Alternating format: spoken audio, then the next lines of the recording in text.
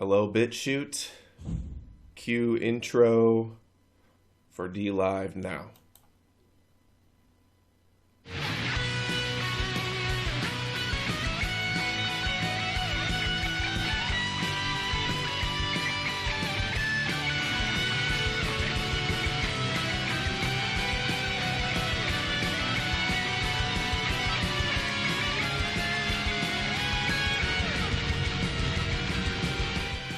Welcome, ladies and gentlemen. Adam Green here with NoMoreNews.org. Today is Sunday, March 15th, 2020. Thank you for joining me. This is a stream to D Live and posted to BitChute exclusive. We are not doing this one on YouTube, and you will see why. Make sure to like, share, and subscribe to No More News and NoMoreNews.org, as well as D Live and BitChute, where I'm going to be putting out a lot more exclusive content, like videos like this. Joining me today is Christopher John Bjerknes, author and researcher.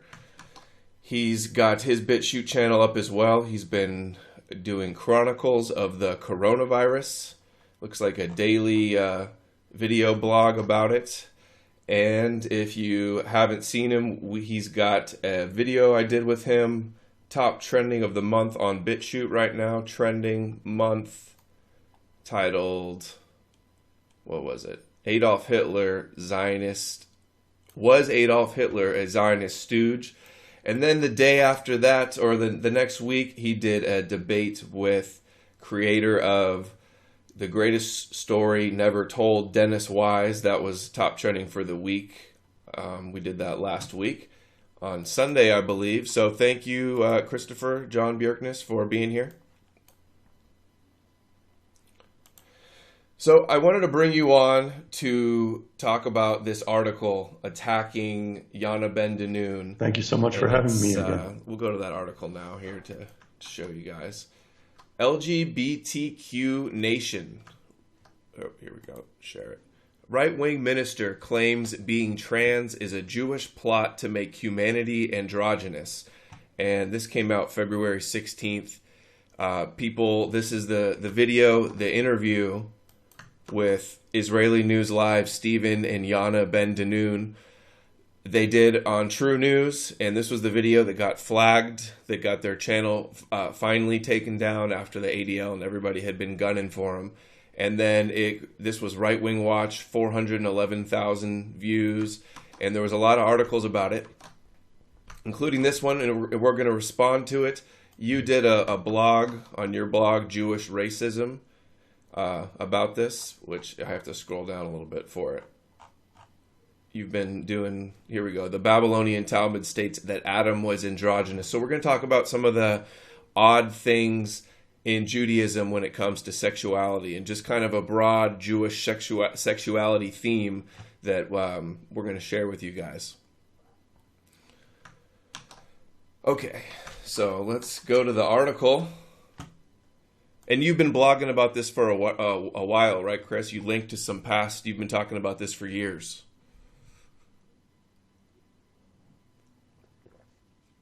And this was something I had never heard of, and it kind of sounds crazy.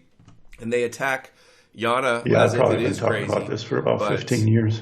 It turns out it's all true. And we're basically just going to debunk everything in this article, because almost every piece of it is an easily provable lie.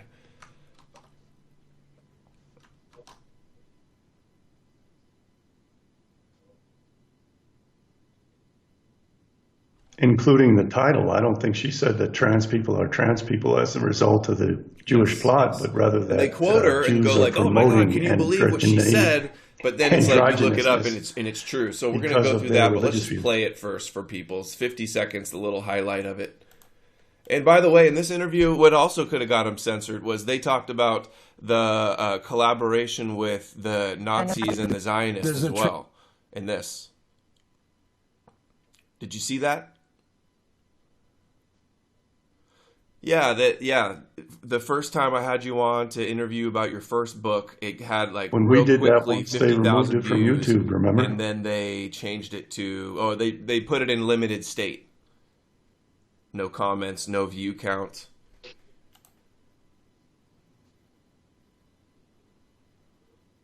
Very likely. Sometimes you get But videos banned, and they'll tell you, I like, think oh, it's there banned was in an action these in the countries for European this hate Union, and speech they law got or it something banned. like that.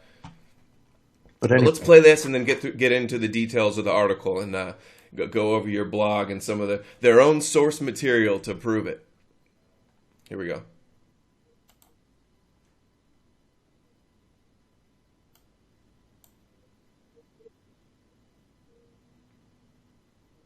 Does the transgender movement get its origin in Zionism? Yes, it gets its origin in Zionism, and it gets its origin in the Talmud, Zohar, and Kabbalah. It's a Kabbalistic doctrine of Adam Kadmon, which is eventually they have this doctrine called Tikkun Olam, repairing the world. Yes. So how do they want to repair the world? They want to bring it to the original. Who was original Adam? He was androgynous. So now they're putting specific things in food and drink, and they're basically their end game is to make humans that on Earth that will survive whatever it is they're bringing androgynous. The transgender agenda. What they're really trying to do is undo God's creation. Exactly. Yes. Yeah. They are at. Okay, so this replay, and then people are saying that the audio is messed up. I'm going to play this one more time while I try to play with the audio. And I noticed now that she mentioned Adam Kadmon, right? Kadmon.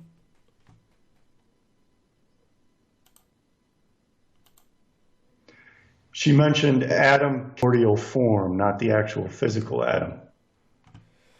Yeah, it's all in there. I'll get into all that later. She doesn't mention it, but there are actually two Adams. Mm-hmm. There was Adam Belial, who is the father of all Gentiles, and his name, Adam Belial, Belial, means malicious and unnecessary man. So that means that all Gentiles have to be killed off because they're unnecessary. And then the Jews derive from Adam Ahelion, which is Adam Kadmon, and it is spelled Ahelion, and that means supreme man. So the Jews identify themselves as deriving from the supreme man and claim that Gentiles derive from the malicious and unnecessary man. And I'll explain all that later. Yeah, we're going to get into the original sources here, source material. So let's go back it up now to the article and go over some of these claims. So that was Rick Wiles' True News and Israeli News Live. Wiles hosted and agreed with the guests who managed to combine anti-transgender hatred with anti-Semitism. Their claim, and I didn't see any hatred there. They were just talking about what the Jews believe, and they're right. Their claim, transgenderism is a, quote, Zionist plot meant to destroy humanity as we know it.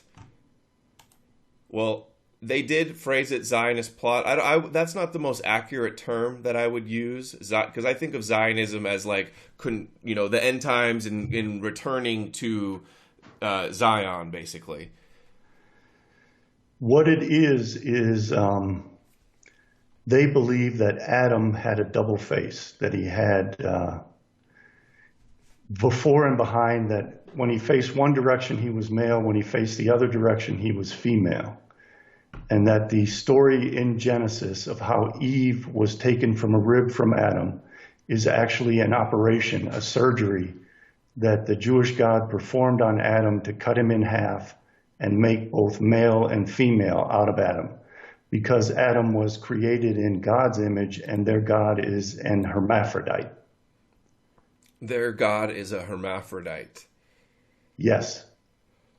And so Adam was created in the image of their God, and therefore he was androgynous.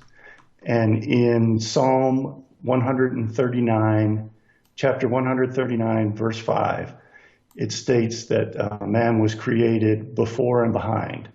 And they believe that the before was a male and the behind was a female, and that their God split Adam in half and then added the buttocks and backside to each of them. And I believe we have those verses too. But don't you agree, though, calling it a Zionist plot probably isn't the best way to describe it? What's a better term? What would you call it? Judaism. I would call it Judaism. It was clearly stated in the Talmud. It's reiterated in Kabbalah. Okay, here, continuing. True News. Shabbatai Zevi dressed up as a bride to Really? be I didn't the know that. bride of Well, God. they're always talking about Israel being like a bride to God. It's explained in those terms. Here, Wiles showcase Steve and Yana Ben-Danud, Messianic Jews who apparently traffic in the same kind of nuttiness that Wiles favors. Messianic Jews believe that Jesus is the Jewish Messiah and that salvation comes only from accepting him as your Savior. And they have, it says, their movement has a lot more in common with the precepts of evangelical Christianity than of Judaism, with the bigotry to match. Ben-Danun's willingness to engage in unvarnished anti-Semitism using hateful stereotypes against Jews. Quote, they want to get Gentile riches and they want to rule the Gentiles, Yana Ben-Danun told Wiles. Quote, they don't consider Gentiles to be fully human beings. These are all true. Well, like I said, they say that Gentile souls derive from a different Adam, that the Gentile souls derive from Adam Belial. And that's also very significant because the Jews believed that Adam contained all the souls of all of mankind, and that when all of these souls have finally been born and killed off, then the son of David, the Messiah, will arrive. So they believe that in order for them to announce their Messiah, they have to make this the last generation of souls. Amazing. Interesting. So to respond to this, quote, they want to get Gentile riches and they want to rule the Gentiles. Like they show this quote like, oh my God, look how anti-Semitic and shocking and how nutty they are. This is just like basic Judaism, end times prophecy. Why didn't they contact Yana and ask for her response and ask her to substantiate her comments? She would have had a very easy does time the author doing of so. this article know? Have they ever looked into Judaism at all? Because look, Isaiah 61:6, ye shall eat the riches of the Gentiles. So that's like a direct quote. And then all the verses about ruling over them, that's what the end times prophecy very clearly is. If you've been following my channel for any time, you know that without a doubt. And in the Talmud, it specifies that the whole world was offered the law when Moses was offered the law on Mount Sinai, and that the Gentiles rejected the law, and that one of their punishments for rejecting the law was that the Jews would get all the riches of the Gentiles, own all their property. And also all property belongs to the Jewish king. Yeah, the King's Torah talks about that. So does, I think, maybe even the Protocols and... does it talk about a messianic king at all in the Protocols? Do you remember that? I thought it did. And yes, it does. In King's Torah it does too, and somewhere else huge also. Jewish Utopia maybe? I can't remember. It's everywhere, obviously. Yes, in the Jewish Utopia he talks a lot about it, but it's also in the Jewish Encyclopedia under the article Gentiles. And then the next claim, they don't consider Gentiles to be fully human beings. I mean, this is true as well. They believe they're the ones with the divine spark from heaven and that we're only here to serve them. They said shut it down in the comments. We had an encoder problem with OBS. It crashed. So this is going to be a divided in two video, apparently. Let me know in the chat if you guys can see me now.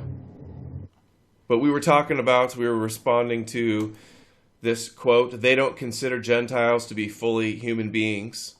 I mean, Chabad Lubavitch Schneerson says, quote, the difference between a Jewish and a non-Jewish person stems from the common expression, quote, let us differentiate. Thus, we do not have a case of profound change in which a person is merely on a superior level. So they're not just superior to us, rather it's a case of between totally different species.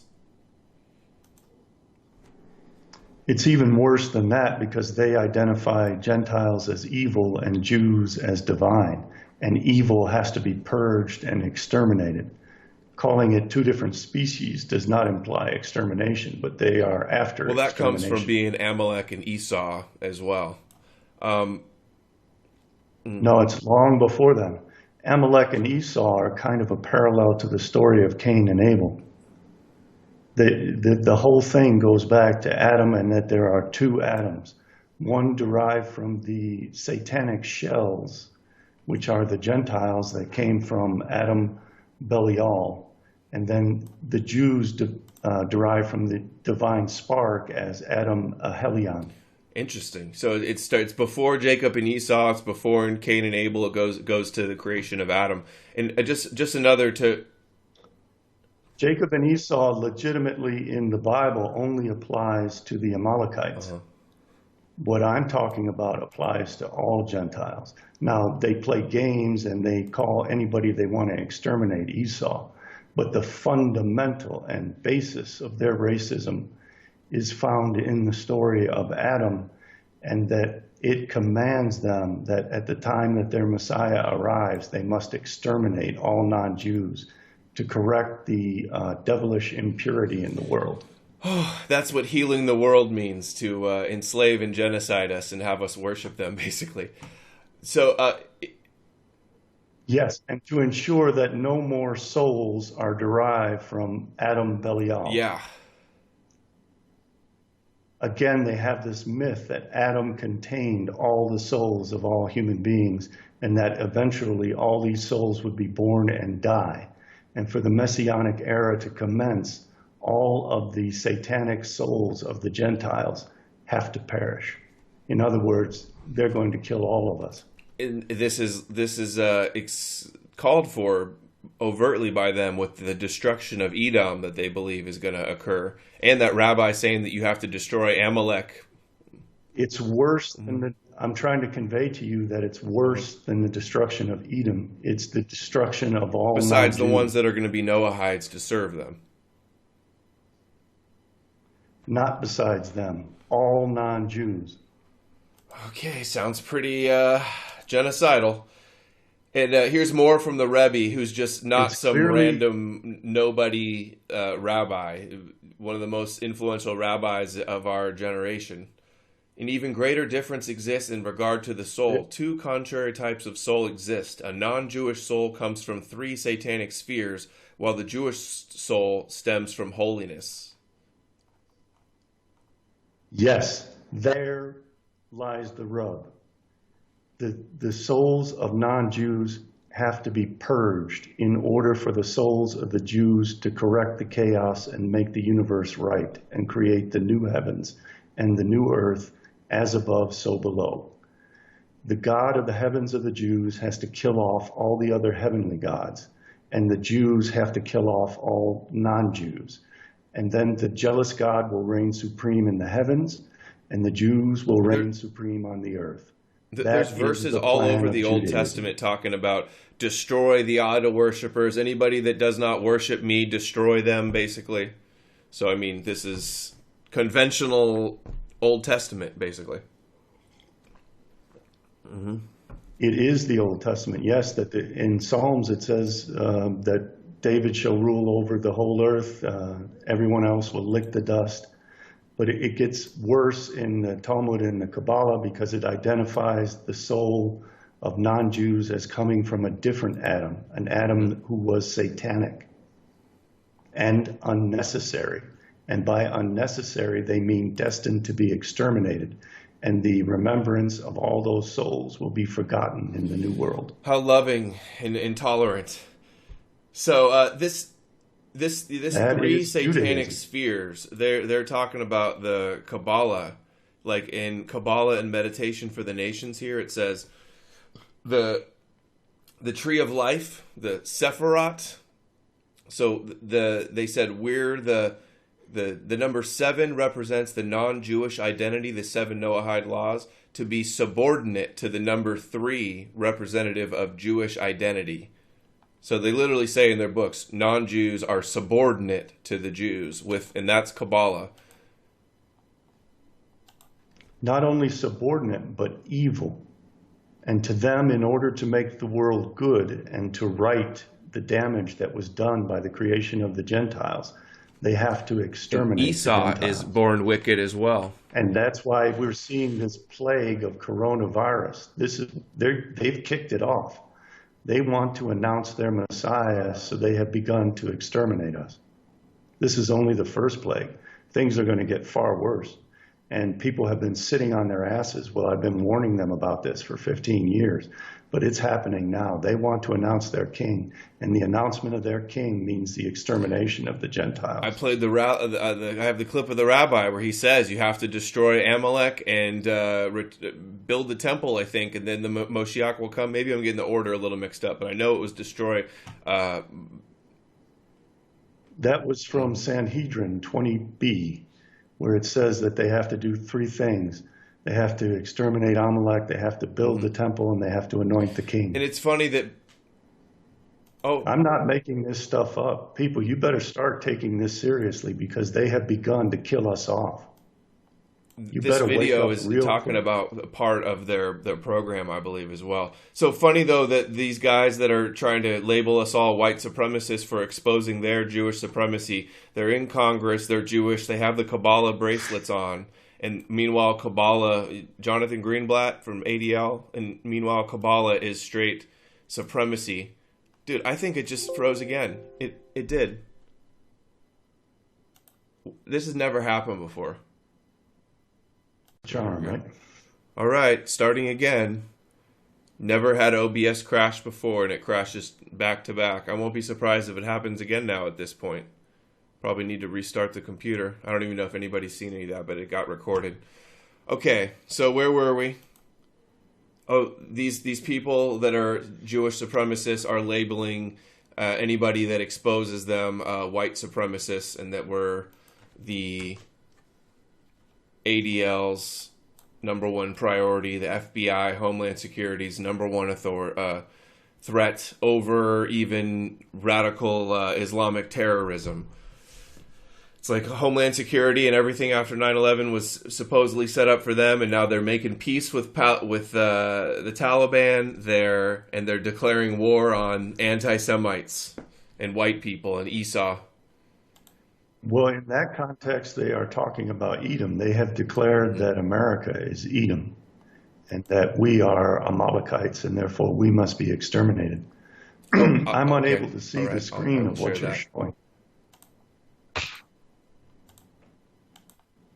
Let me make sure we're streaming again. Man, what a train wreck, this stream breaking up like this. I think we're back. Okay, I can see it now. Okay, yes. Wreck this. All right. Where am I? So flustered with all this. So where were we? We were talking about the supremacy. They think that we're any more. Oh, here we go. This is the one.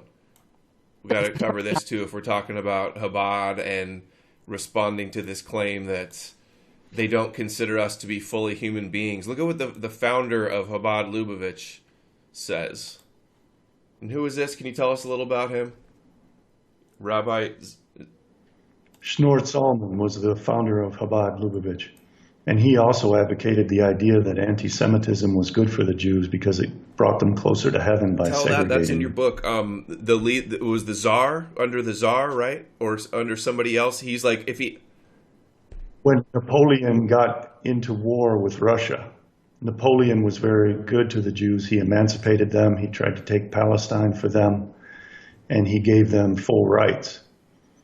So the Jews began to assimilate under Napoleon's authority.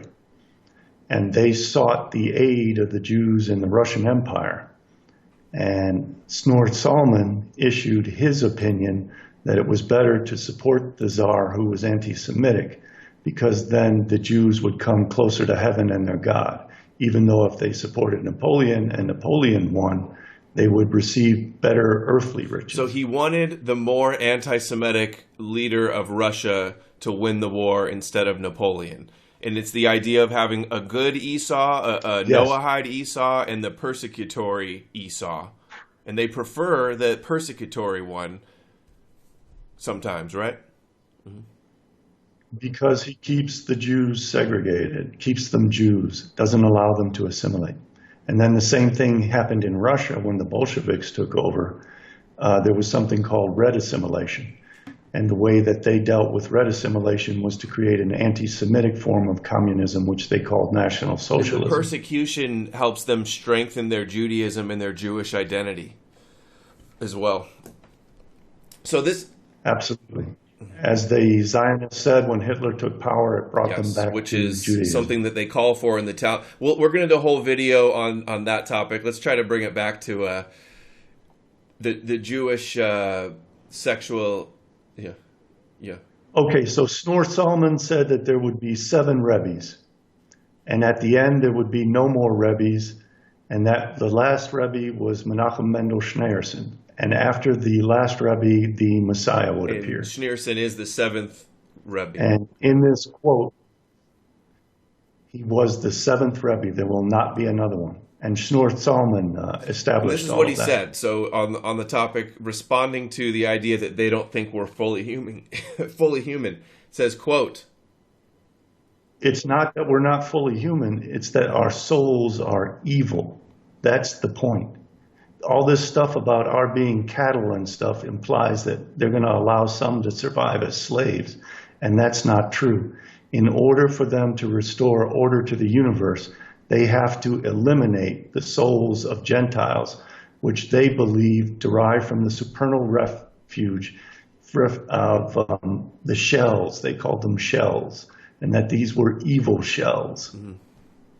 And that in order to correct that, and to make the world godly, they must exterminate the Gentiles when their Messiah arrives.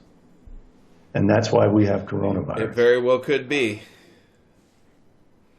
So he says, Gentile souls are of a completely different and inferior order. They are totally evil with no redeeming qualities whatsoever. Their material abundance derives from supernal refuse, heaven's garbage. Indeed, they themselves derive from refuse, which is why they are more numerous than the Jews. All the Jews are innately good, and all Gentiles are innately evil. The founder of Chabad, Lubavitch. It's not him that's saying that. It's the Zohar that's saying that. Okay. He was a Zoharite. He believed in the Kabbalah. And that's precisely what the Kabbalah says. So moving on. So we're first paragraph completely debunked, both parts. According to Ben Danoon, the quote endgame is to remake humanity in the image of Adam. In their religion's version, Adam, quote, wasn't male or female. He was male and female in one body. And this is why you see this transgender agenda today. And then that lunacy prompted... So that lunacy, they call that lunacy... And then Wiles asked, is Zionism behind the transgender movement? And they responded, yes.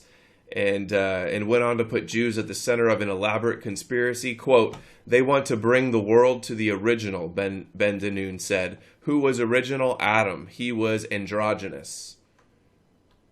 Okay, so they call this a lunacy. This lunacy claim about Adam being male and female and a hermaphrodite androgynous.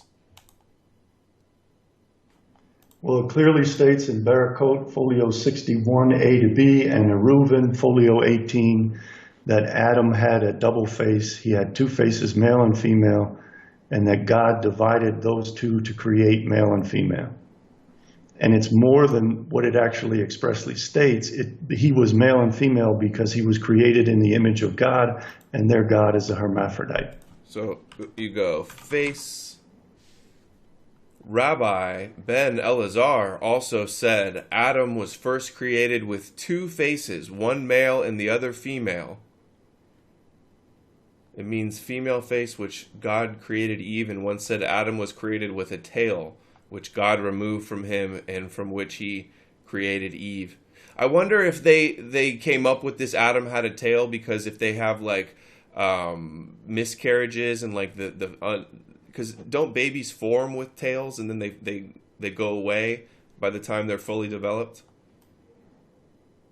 I wonder if they saw. I know this is. I don't know. Just a random thought I had, but so they deny that Adam is a hermaphrodite, and here we have Jewish Forward. Like all you got to do is Google it. These so-called journalists at this LGBTQ media place, like they don't even. They're ignorant of Judaism and what it is in the Talmud, and they just say, oh, this is lunacy, and don't even look it up. Adam was a hermaphrodite, very clear. Genesis 1:20. Well, also, Genesis refers to gods, not just God. So the gods are male and female. Their God is a too. That's what hermaphrodite. she said in the video. Because Adam was made in God's image too, so that's, it's like that's why he's a hermaphrodite as well, or it, I guess you should say. Genesis 1:27 refers to Adam as it, singular, and them, plural, in the same sentence, male and female, created in the image of God. The rabbis understood this to mean that Adam was created as an intersexed being, a hermaphrodite, singular in one respect, plural in another. Exactly how Adam was constituted as an intersex being was debated. One rabbi said Adam was androgyne. What is it? Androgyne. While Rabbi Nachman held that Adam was more like conjoined male-female twins, depicting Adam as it being created an intersex being. And here's Sepharia, androgynous myth, the creation of Adam and Eve. It says, "Let us make man in our image after our likeness. They shall rule fish, sky, birds, cattle, whole earth. And God created man in his image. In the image of God he created him, male and female. He created them. God blessed them, and God said to them, be fertile and increase, fill the earth and master it, and rule the fish of the sea, the birds of the sky, and all the living things." And that the Jews have many myths about Adam. They said that when he was created, he was so huge that the balls of his heels would eclipse the sun and the moon, and then they shrank him down. And they said that he was created from the dust of Babylon, Israel, and then the four corners of the earth, which is probably where they get the idea that they had to scatter themselves to the four corners of the earth and then reduce themselves back in an ingathering in Palestine. The whole mythology of Adam reflects the Jewish people. Again, I'll harp on the idea that they believe that all the souls of the Jews existed in the body of Adam Ahelion, or Adam Kadmon, if you want to call it. They both mean supreme man. Let's show that. I have that Adam Kadmon, I believe. Oh. Kadmon. No, that's Midrash. That is the Midrash about... Could not escape the attention... Okay, yeah, this remarkable contradiction in Genesis, probably the ones we just read, could not escape the attention... Oops, let's share this. Could not escape the attention of the Pharisees. And they taught that Adam was created as a man-woman, androgynous. Yeah, Genesis 1:27, as male and female instead of man and woman. And that separation of the sexes arose from the subsequent operation upon Adam's body as related in Scripture. This explains Philo's statement that the original man was neither man nor woman. So you're saying they want to bring us back to how it started, and that's similar to them being spread over the earth and then returning to the land? Yes, absolutely.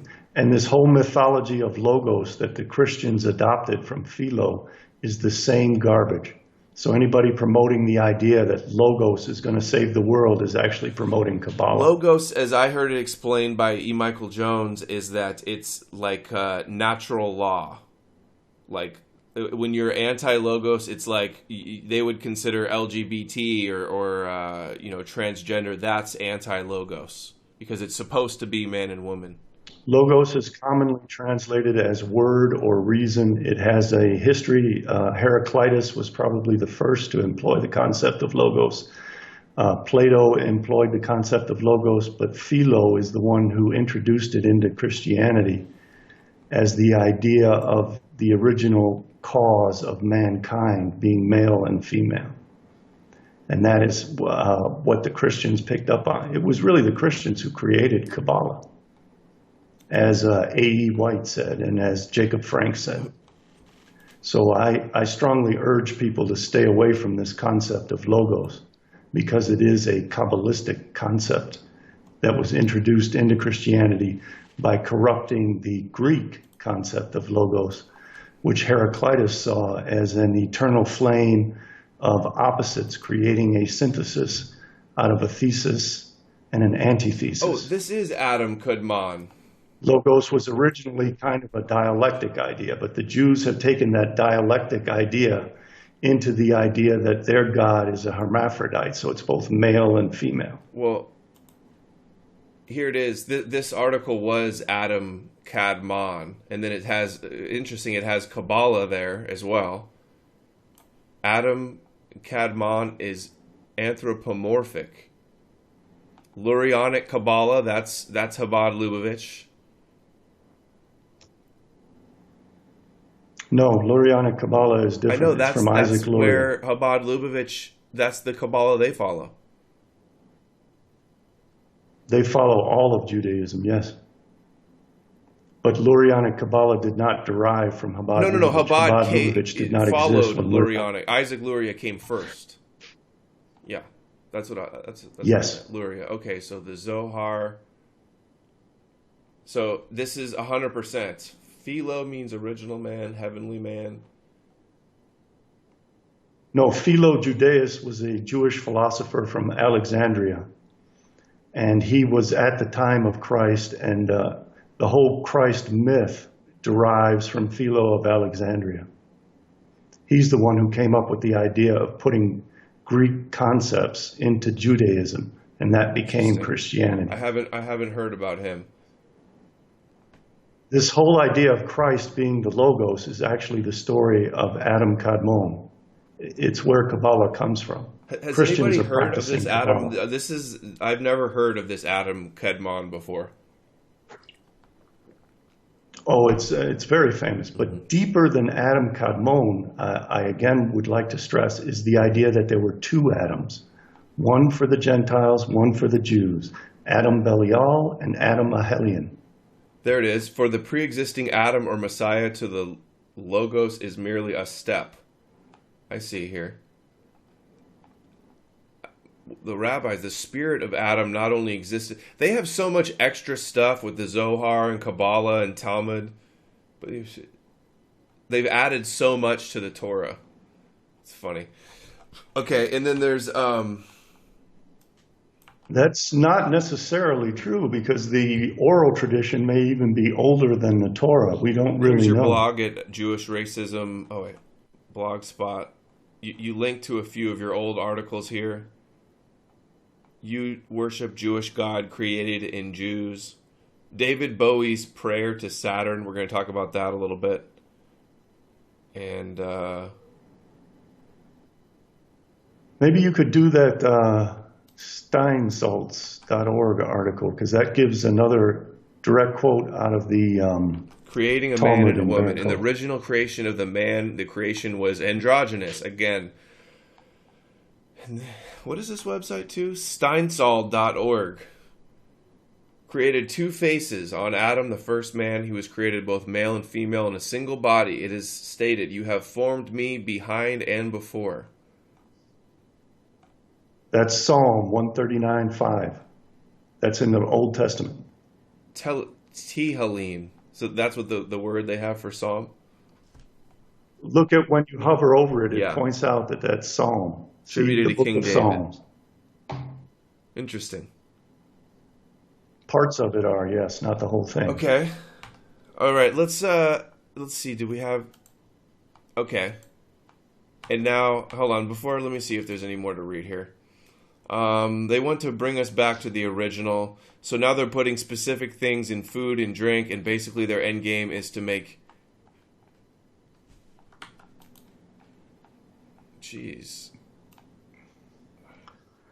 When she says human beings on Earth that will survive, she's, I believe she's, and I hope I'm not misrepresenting her, pointing out the fact that a lot of human beings are about to be killed, and that those who survive will only be allowed to survive as androgynous beings. Well, at this rate, there's going to be a whole lot more. I was just talking to a friend who's a professor at a junior college, and he said he sometimes it feels like half of the men in his classes are not straight. I was like, whoa. I got that feel when I traveled the country a couple years ago. The men seemed very effeminate to me, very different from what I recall when I was younger. And it's not. It's disgusting. And I'm sure it has to do with what they're doing to our food. Another thing we have to be worried about is the Chinese are indicating that coronavirus can attack the testicles and reduce the hormone levels in men and render some men infertile. I saw that. It's like, really?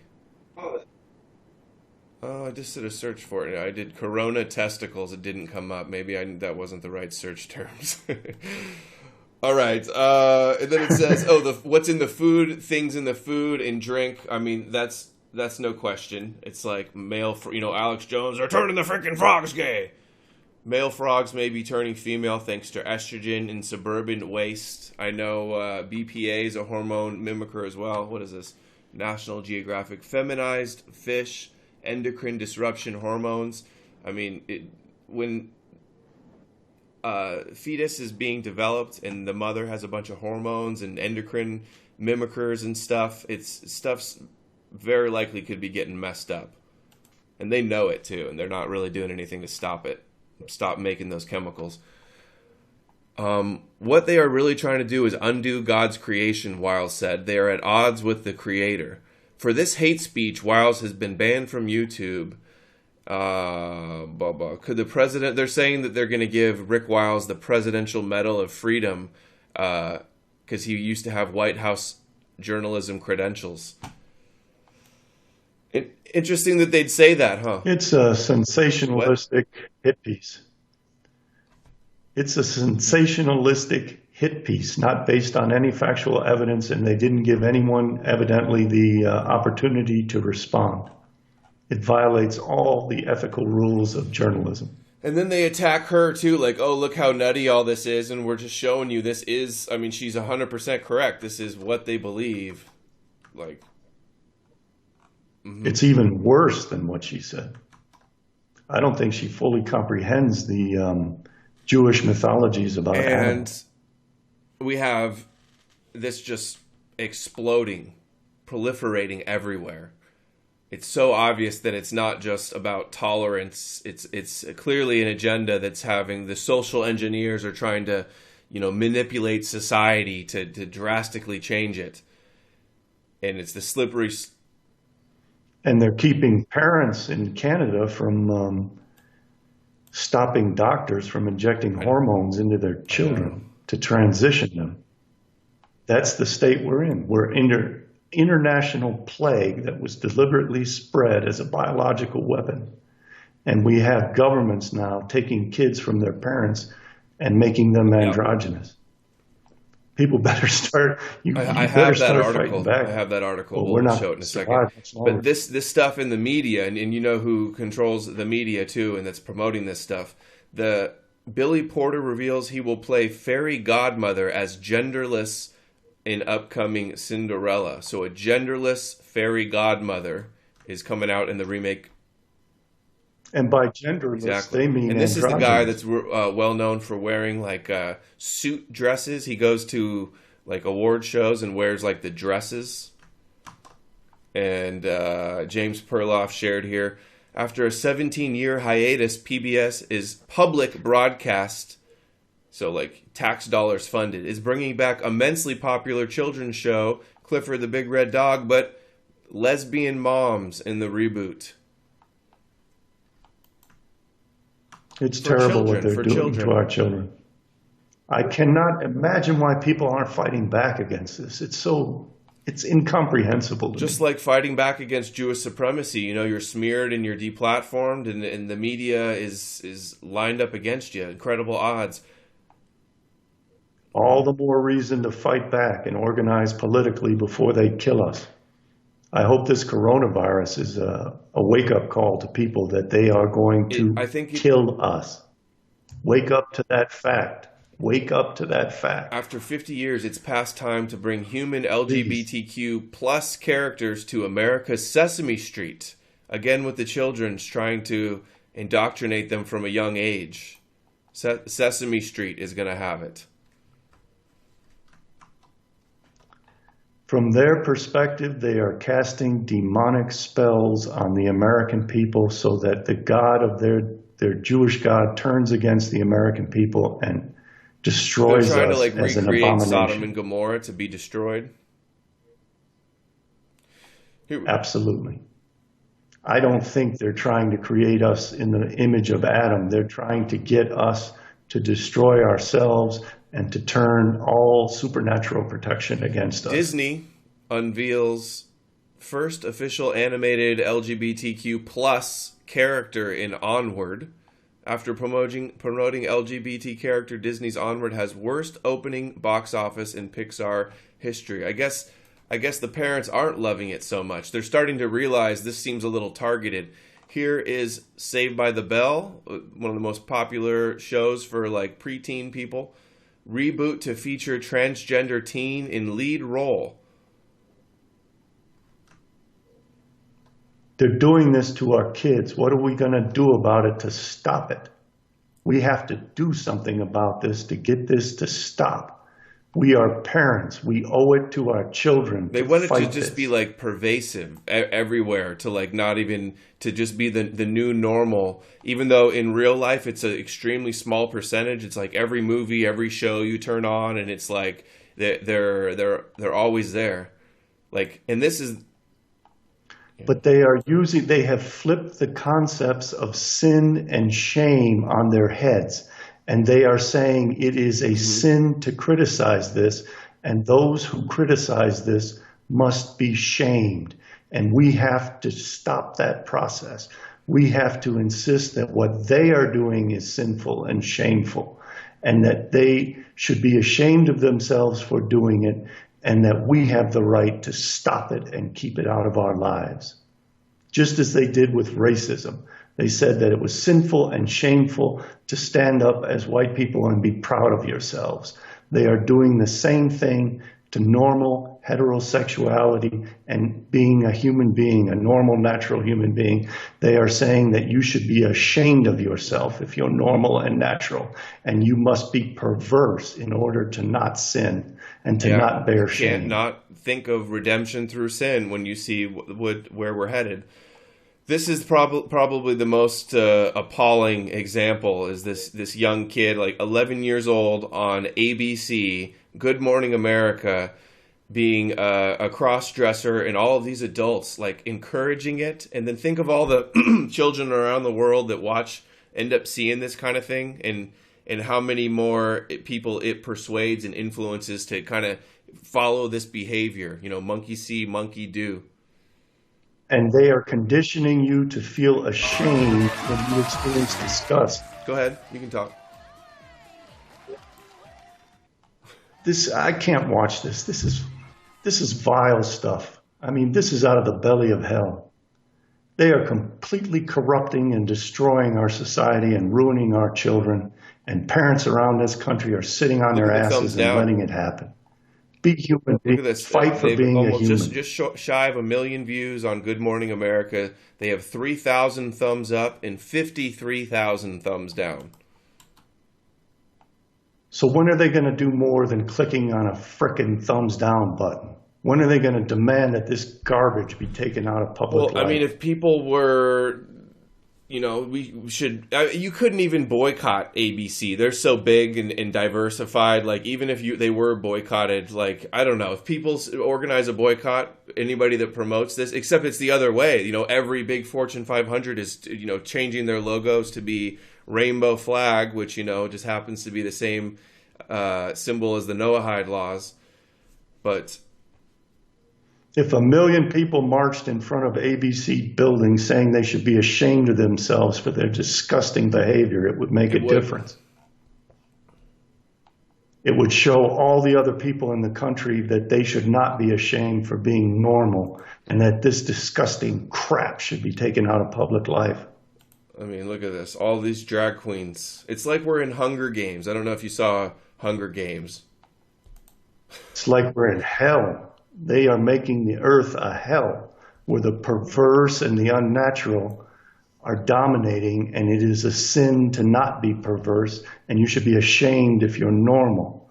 They are completely corrupting our society because they are preparing to start killing us off, and they have instigated it. Definitely possible that coronavirus could be something bigger than just, what we see on the surface. Jerusalem Post, Super Bowl to be rocked by controversial LGBT Sabra hummus commercial. So Israeli company, hummus company Sabra is paying millions of dollars to put drag queens to sell their hummus at the Super Bowl. As if this is what people that are watching Super Bowl want to see to get to buy hummus.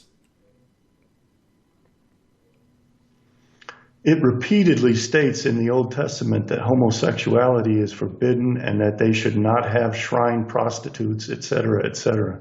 They are not doing this to make their ideal world. They're doing this to turn God against us so that he will help them destroy us. I had some Middle Eastern food recently at a restaurant nearby, and they had the biggest, like, fresh bread, and you dip it on the plate with the hummus. It was, like, the best thing ever. I've been fantasizing to go back about it.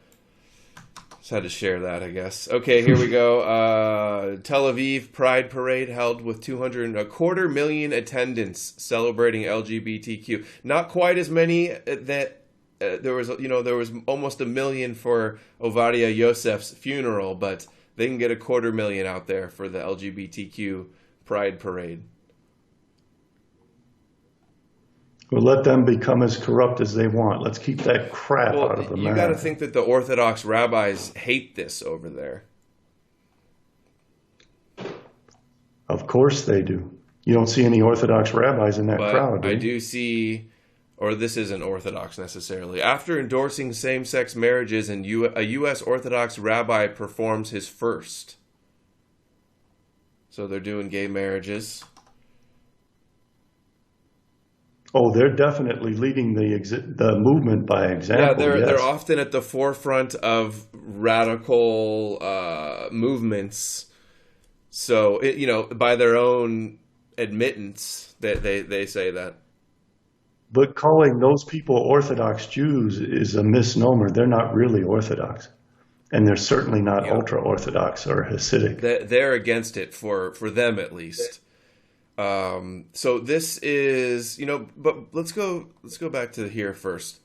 We didn't get into the 8 genders of the Talmud. I want to hit that before we continue on. So this is a popular, natural soap company, Dr. Bronner's, all one. Notice the rainbow as well, the rainbow colors. 150 years, 5 generations in family soap. German Jewish. Unity across religious and ethnic divides. They're kind of about one world religion, all one. Zionist ideals, started by a Zionist. In 2008, they expand distribution into Israel, fulfilling Bronstein's Emanuel Bronner lifelong dream. Dr. Bronners are proud of their Jewish heritage and are strong supporters of Israel's right to exist and security. And this is what they post on their website. All one activist, an interview with Ariel Vigosin of Gender Illumination. Gender Illumination. Dr. Bronner's flies the rainbow flag all year round in support of LGBTQ.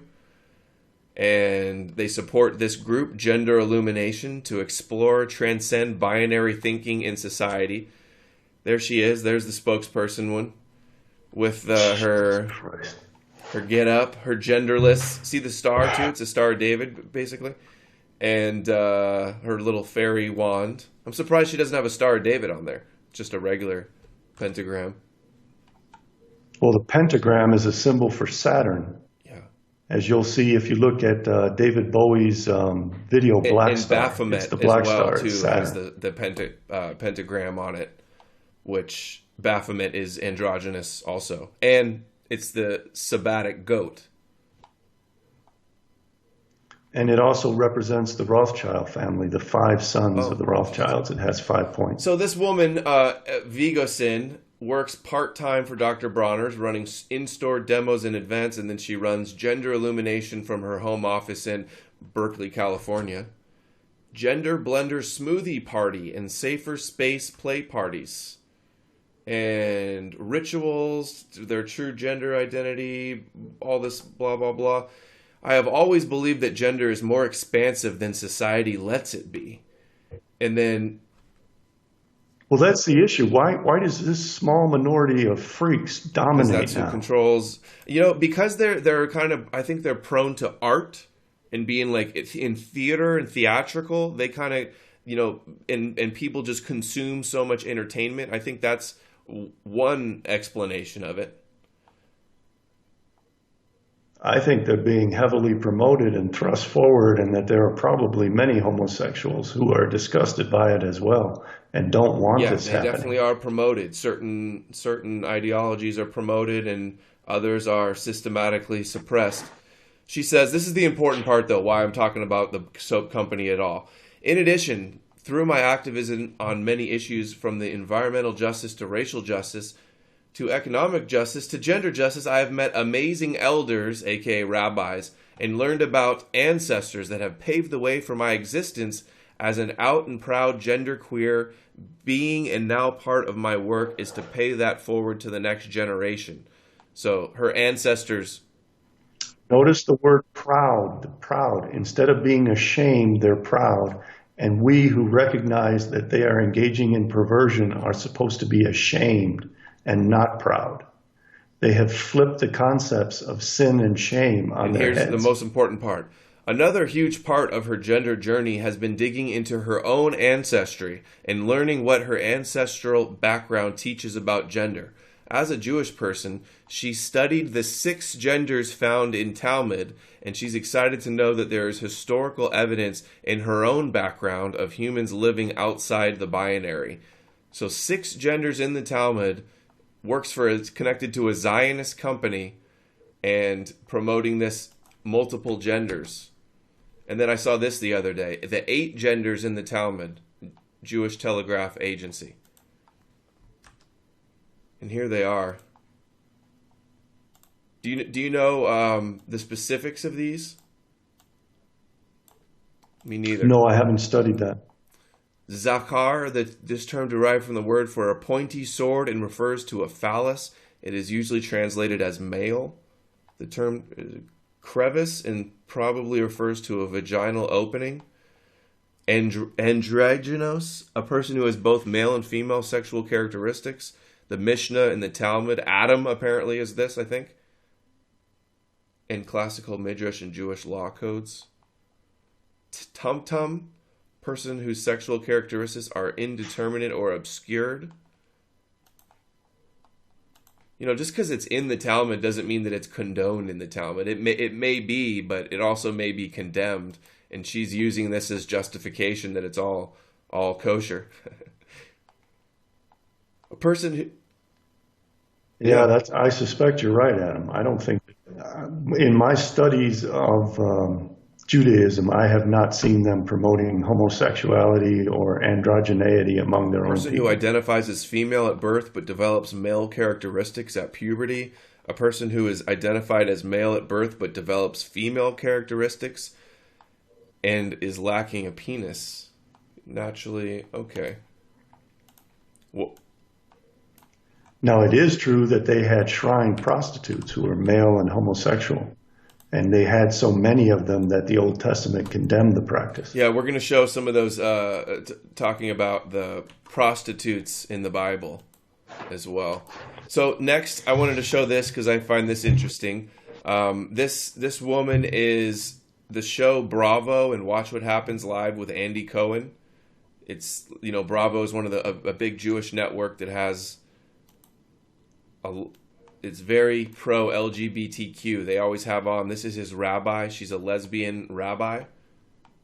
This is on Bravo Network. She's on Big Think. Rabbi Sharon Kleinbaum, God Loves Queer People. So she's kind of leading this movement. There she is with Hillary Clinton. LGBT synagogue. Resistance is high on the need list right now. The Jews are so patriarchal, they won't even allow themselves to have a queen.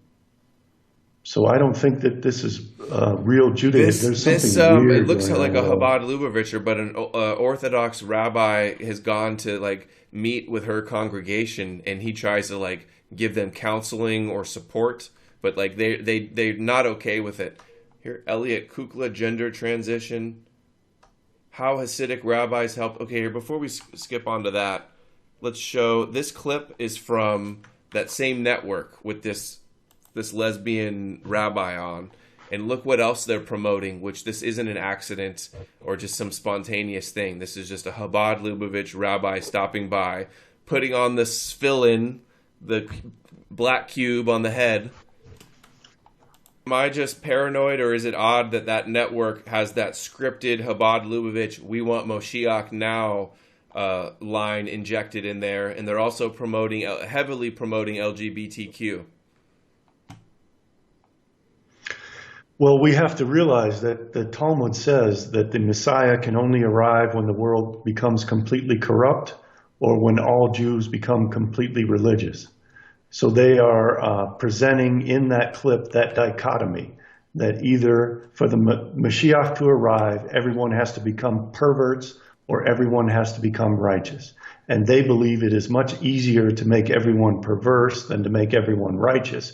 So while they are pretending that they're trying to make everyone righteous, the big Jews are promoting worldwide perversion. And here, just to back you up, I have a rabbi talking about the redemption through sin. I think it's Sanhedrin Folio 59, if I'm not mistaken, or 57, something like that. I think it's in Sanhedrin where it says that the whole world has to either become entirely corrupt or entirely righteous. Here we go. That's what he says. For Moshiach to come. Here we go. The Gemara in Masechet Sanhedrin says that En ben David ba ela ledor shekulo zakai or kulo chayav. Ben David, the Mashiach ben David is not going to come until the generation is all righteous Moshiach's or all not going wicked. to come until the nations are all righteous or all wicked. And note that he said Mashiach ben David, that means son of David, as opposed to Mashiach ben Yosef, the son of Joseph, who is the warrior. He's talking about the more political king who will rule over the world. Mashiach ben Yosef gets killed, and Mashiach ben David takes over. They have two messiahs too, not just two faces of Adam and not just two different Adams. They have two different messiahs. It's not like Jesus Christ. David, the Mashiach ben David is not going to come until the generation is all righteous or all wicked. Chachamim say it's never going to be possible. If they're all righteous, it's never going to be. There's always going to be one Rasha. There's always going to be one atheist, one wicked, one homosexual. There's always going to be one of those. How can it be? Mashiach's never going to come. And all Reshaim, that's also not possible. Why? For the world to exist, there has to be at least 36 tzaddikim. Has to be at least 36 tzaddikim. So it can never be all. Yeah, he's talking about, that's also from the Talmud, that there have to be 36 righteous men to hold up the earth. And those righteous men live a life of suffering generally. And there are 36 absolutely sinless people who keep the world in existence. And if they were to fail to do that, 36 have anything to do with 6 times 6, maybe, or other gematria number? Probably. They don't just have random numbers. I don't know. I haven't heard that 36 number and other things. I see a lot of 6s, 7s, 70s for the 7 nations, the 70 princes. 36, I don't know. I'm sure it does, but I'm ignorant. More on it. So Gemara explains, no, it's not that everyone has to be tzaddikim or everyone has to be reshaim. What is the Gemara really saying? What is HaKadosh Baruch Hu really saying here? The Mashiach is not coming until everybody makes a choice. Either you're 100% going with Hashem, you're tzaddik. You're going to do your best to be the best. Doesn't mean you're perfect. You make mistakes. And that's what that clip was all about, giving people the choice. Which clip is giving people the choice? Where he was giving him the tefillin to wear the black cube or to be a perverse homosexual. You make the call as an individual. And then when everyone has done that, then the Mashiach can arrive. They need more Jews to come back to the Torah and to become Chabad Lubavitchers. That's not essentially what he is saying is that right now is the time and you make the choice. And if you're on the side of the righteous, you will be allowed to survive. If you're on the side of the perverse, you will be killed. Because judgment is coming. He's saying you have to make the choice because you're about to be judged. Roseanne Barr was saying similar stuff about when the Moshiach comes, and that you won't have free will when he comes, or something like that. Yes, that you had better get on the right side right now because it's about to happen, and if you're on the wrong side, you're in real trouble. Sounds fantastic. It's happening now. People better realize it. It is happening now. This is the Samson option in play. Scary to think about. Well, it should not scare us. It should provoke us to organized action to save ourselves. Okay, here's a few more headlines, and then we'll get into a little more details here. Times of Israel. How Hasidic rabbis helped an Orthodox father of 6 become true to herself. So we have a Orthodox group is helping another Orthodox rabbi transition from male to female. Okay, here we go. All right, and this was out recently. CBS News did a special. An investigation has uncovered a loophole that's allowing accused American pedophiles to escape justice by moving to Israel. Quote, the ease with which pedophiles are able to use this escape route has haunted victims. So. And I suspect that's been going on for quite some time. And the media covers up these things on the excuse that if they expose them, it'll create anti-Semitism, as if we don't have a right to resent this behavior and to act against it. Exactly. They did the same thing with Stalin and with communism. They said that they had a right to cover up the Jewish role in communism because if the truth were told, it would provoke anti-Semitism. As the communists killed 50 million people in Russia and 150 million people worldwide. I think we have to recognize that there's people out there that would like to do it again. It's happening again. I hope I can inspire people to realize that fact. This is not coincidental that we are being hit with plagues at the time that they say Moshiach now.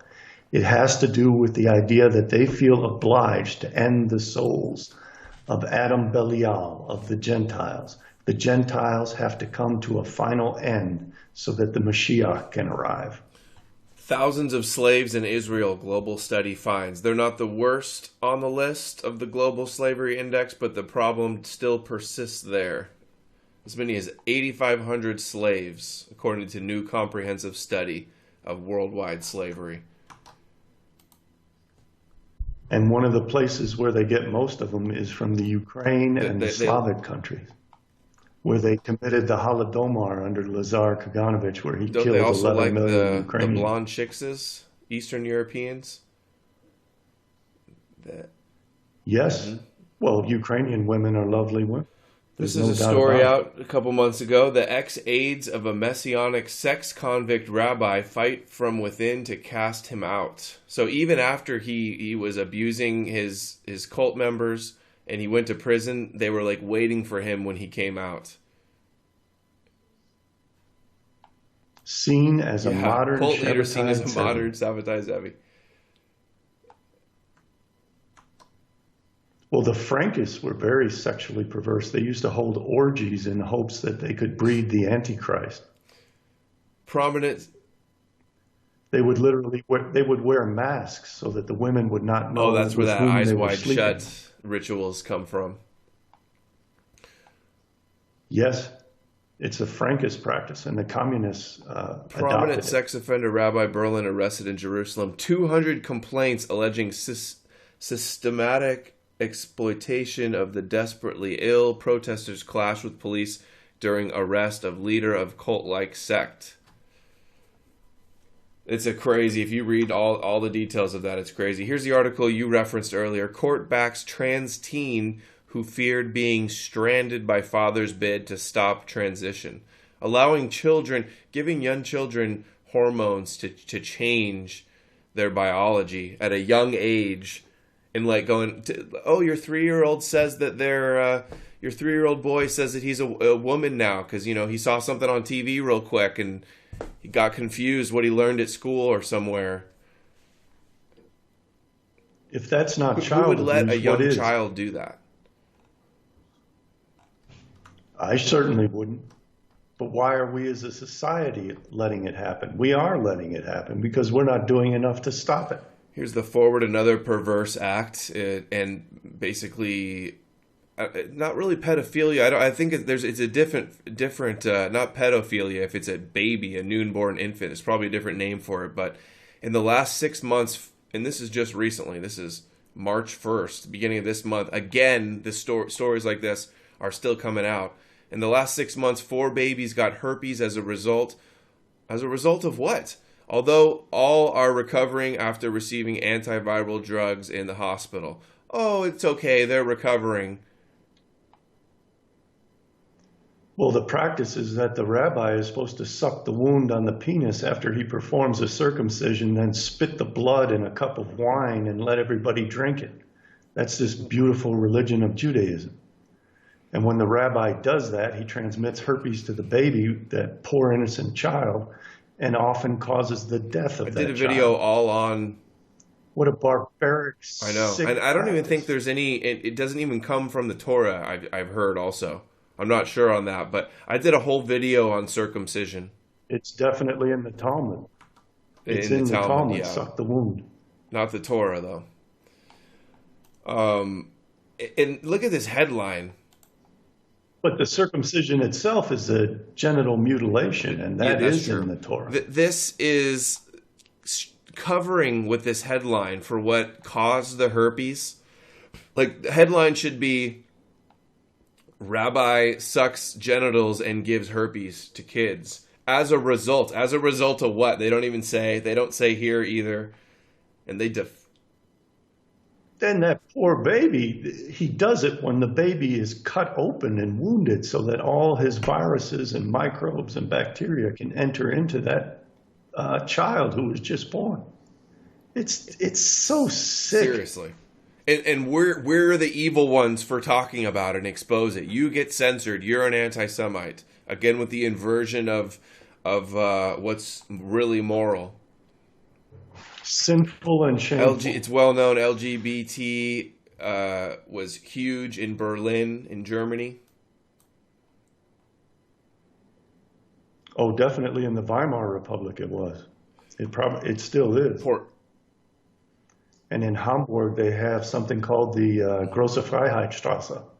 And homosexuality used to be real big there. I haven't been there for many years, but and then you can was do a a whole wild place. video, hours covering pornography too, and their role in pornography. Obviously, not. I don't believe this is condoned by the religion, but definitely, there's a lot of Jews behind it, like New York Times. Among some hate groups, porn is viewed as a conspiracy. So you're a hate group if you think that there's subversion through pornography, even though they use it as a weapon on Palestine. And they openly say they're trying to undermine like Christian, Gentile, American traditional culture. I forget who it was. David Duke quotes him all the time, but some pornographer said that he was doing it because as a child he was picked on by Christians and he took his revenge on them by putting their most beautiful women into pornography and corrupting them and making them utterly corrupt. And prostitution was always a Jewish racket in Eastern Europe. And Yeah, in not New York watching City. pornography is anti-Semitic. Didn't you know? And I just wanted to show how it's interesting that there's a lot of churches are being more accepting of LGBTQ and flying the rainbow flag. All the big corporations are doing it for the awareness month, and it just happens to be the same symbol of the Noahide laws. Noahide law. I noticed That's you wrote exactly about why that in they're your doing book too. Which one was that? Yes. Do you remember? Which book you wrote about that? Probably several of them. I don't remember exactly. The rainbow flag came out of the Reformation. It was a sign of turning against Catholicism and Judaizing it. So it's very much related to the Noahide laws, which are all about Judaizing Christianity and banning Christianity upon pain of decapitation. Trump just appointed as acting head of basically the spy czar, the intelligence czar that's in charge of all the 17 agencies, is Grinnell, who is a hardcore Christian Zionist, and he's also homosexual. Well, when I was a kid, that used to be considered a contradiction in terms, Christian and homosexual. Not anymore. You saw all the flags. It's becoming more and more accepted. Still a lot that oppose, but definitely it's making a lot of headway. And they want you to feel ashamed if you oppose it. And they want you to feel as if you're sinning for standing up for what's normal. That you're hateful and sinful. Now moving on to another anti-Semitic source at Chabad.org. Ishut chapter 3 says, it says, a father may consecrate his daughter without her knowledge while she is a minor. I gave Deuteronomy 22:16, quote, I gave my daughter to this man. The idea that a father can give away his daughter without her knowledge as a minor seems pretty moral. If a girl is older than 3 years old in one day, she can be consecrated through sexual relations with her father's consent.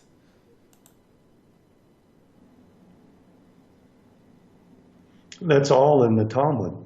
It talks about the idea of breaking her hymen. If she's below 3 years old, she still remains a virgin because it will grow back.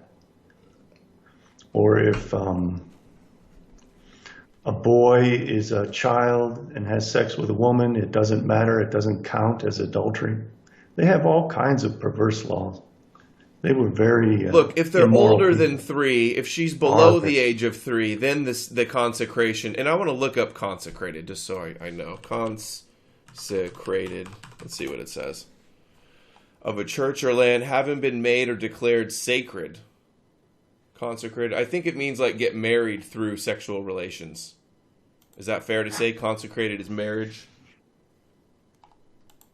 I haven't seen it used in that context. Well, it still says through sexual relations.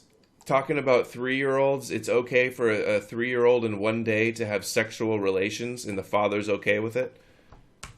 I'd like to hear the people to explain that away. Well, that means they were doing it. And they always tried to deny the significance of the Talmudic passages which state that a child below 3 years old can be claimed to be a virgin for the purposes of marriage, because that's what the Jews were doing back then. They were raping toddlers. Back then, not just back then, but it's still, I'm going to show you the headlines where it's still pervasive today, too. And it's funny, you always hear the Zionists talking about, the Muslims want a caliphate to rule the world, and Muhammad was a pedophile. But but then when we expose their pedophilia and their ambitions to dominate the world and enslave the Gentiles and exterminate them, you're an anti-Semite. Here's the one that's from the Talmud that's disputed. They say it's out of context, but nonetheless, it's still in here, and it still was said. If the girl is less than that age of 3 years and one day, intercourse with her is like placing a finger into the eye. Why do I need the Mishnah to teach like placing a finger into the eye? Here it is. So too, after the intercourse of a girl under 3, the hymen disappears and comes back again, ?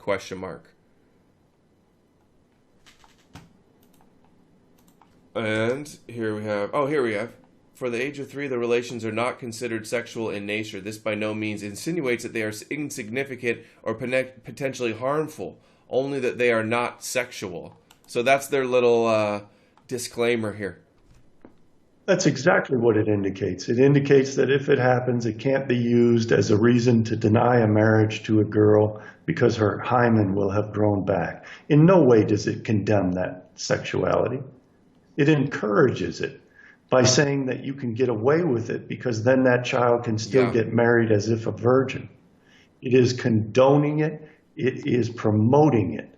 For until the age of 3.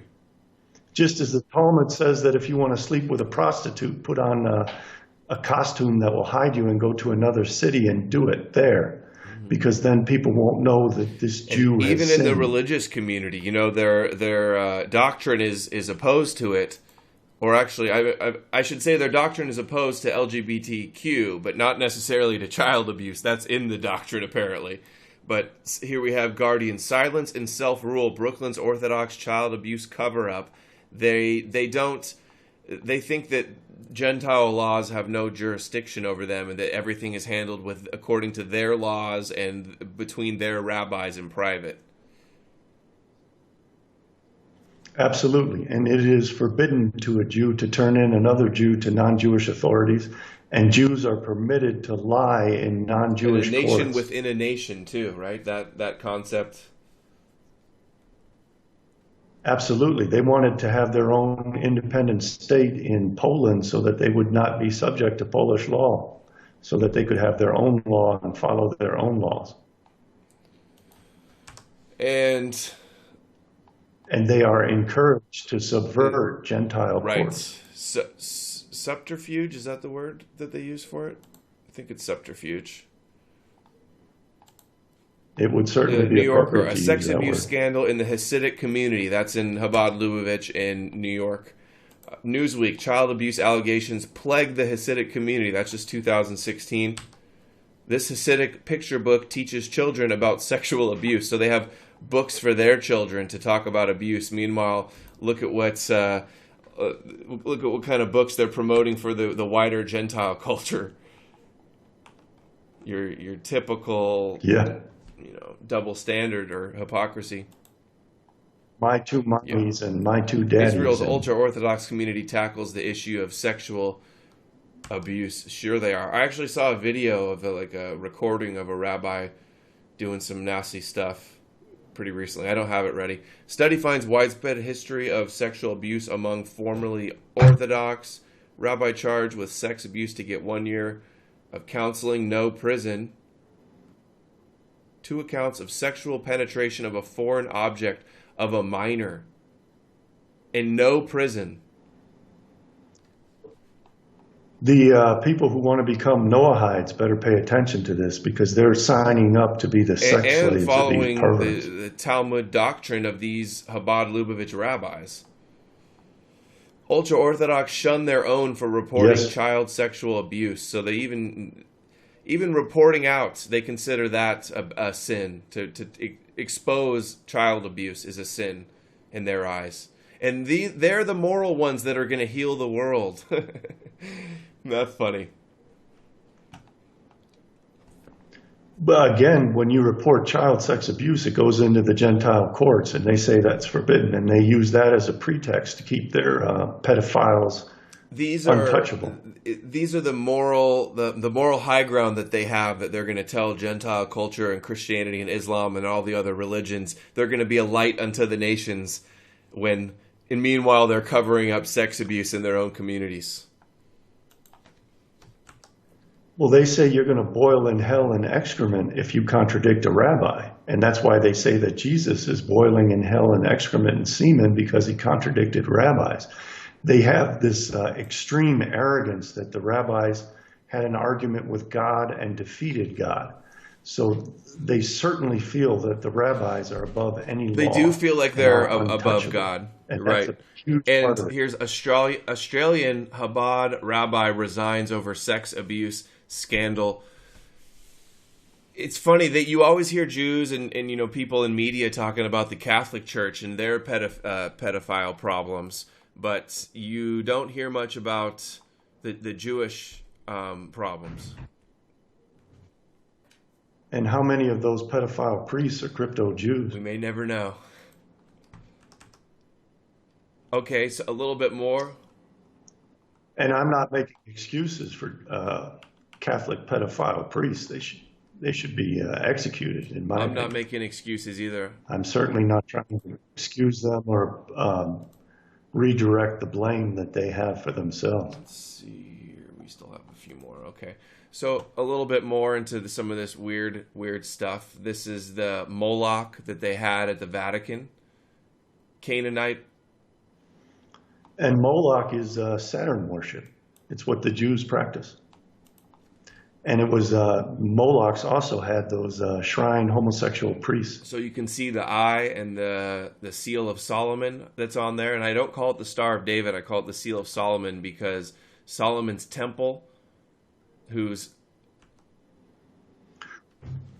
Well, that also relates to the myths that they have about Adam. A lot of people think that that all-seeing eye is the eye of Horus, but what it really comes from is the idea that God created a special light for Adam that enabled him to see the whole world. And that not only Adam had that light, David had it for a little while, and Moses had it. And that is why Moses would have to wear a veil when other Jews would approach, because they would be killed immediately if they saw that all-seeing light. This is Solomon's temple. It says and for Molech. So he had a bunch of wives and worshipped other gods, and one of them was Molech. And also Solomon used both demons and angels to build the temple. That's why the temple was destroyed. It's just interesting that the Freemasons want to rebuild Solomon's temple, and there's also connections with Freemasonry and the goat as well. Jacob and Esau, I don't know why I have them in here. Oh, Esau killed Nimrod, and Nimrod is connected to Freemasonry as well. I don't know why I have all that stuff here. Molech, child sacrifice. Which isn't it fair to say that Jehovah or Yahweh, that he was anti-Molech, right? He said, don't sacrifice to Molech, don't sacrifice to other gods. So it's like only the kind of the bad Jews that used to do it and still do it. Mm-hmm. You could interpret it that way, yes. The Old Testament is filled with passages saying, don't feed your firstborn to Moloch. But Moloch is Saturn, and that is who the Jews, the big Jews, worship. So Saturn is also Remphan, and star of your god Remphan in the tabernacle. So like Molech, Remphan are both Saturn, and the star that they're talking about is the seal of Solomon. And so is Shabbatai. Shabbatai Tzevi is Saturn. They worship Saturn. Tragic history of Molech, child sacrifice. Another anti-Semitic website, Chabad.org. According, the child would be made to leap over a fire burning in a pit, similar to how children would amuse themselves on Purim. Well, look at Christianity. Christianity is the God of the Jews sacrificing his firstborn. And again, that relates to the Logos, that the Logos is Adam, the creation of man out of the image of God. So that God itself is a Molech-type worship where it sacrifices its firstborn. You could argue, if Moloch is the God that's about sacrificing your firstborn, what was God doing sacrificing his son? That's exactly right. And I think that's a novel insight that I had. I wrote about that in my book, The Manufacture and Sale of St. Einstein. Here, I suppose this could be a forgery, but it says 700-year-old Torah manuscript. And you can see all the same symbols here, like the Baphomet, the hexagram, the owl, the Illuminati owl, the hexagram here as well. You think this is legit? You think this is a forgery? Look, the upside down pentagon. What? I suspect it's a fake. It's a fake that may have been made hundreds of years ago, but I suspect it's a fake. But there was a famous painting by, I think it was Altdorfer in the 1500s of Christ being crucified, and you can see the star, the Magen David, the seal of Solomon at his feet. So it predates the Rothschilds. A lot of people try to claim that it was something that the Rothschilds came up with. Well, isn't the hexagram found like all over in cultures all over the world? Absolutely. Armenian culture, I think, from 3,500 years ago. Saturn worship all over the world? Might have been. Might have been. It's possible that Saturn was much closer to the Earth at one time, and they derived it from the view of the top of Saturn, but that's all speculation. Speaking of like androgynous and gods, there's Baphomet as well. a deity that the Knights Templar were accused of worshiping. So we have Solomon's Temple and the Knights and Freemasonry. And this goat here is the Sabbatic goat. So Saturn as well. Binary elements representing the equilibrium of opposites, half human, half animal, male and female, good and evil. And keep going, Adam. I'm about to send you a copy of that Altdorfer painting. It's from 1515, and look at Christ at the base of where Christ is. And interesting that he's doing the same symbol here, the hand things that Washington's doing in his monument. Did you send it through the chat? I didn't get it. Yes, the chat and Skype. Maybe I need to send it. You got to click send, yeah. There it is. It's coming.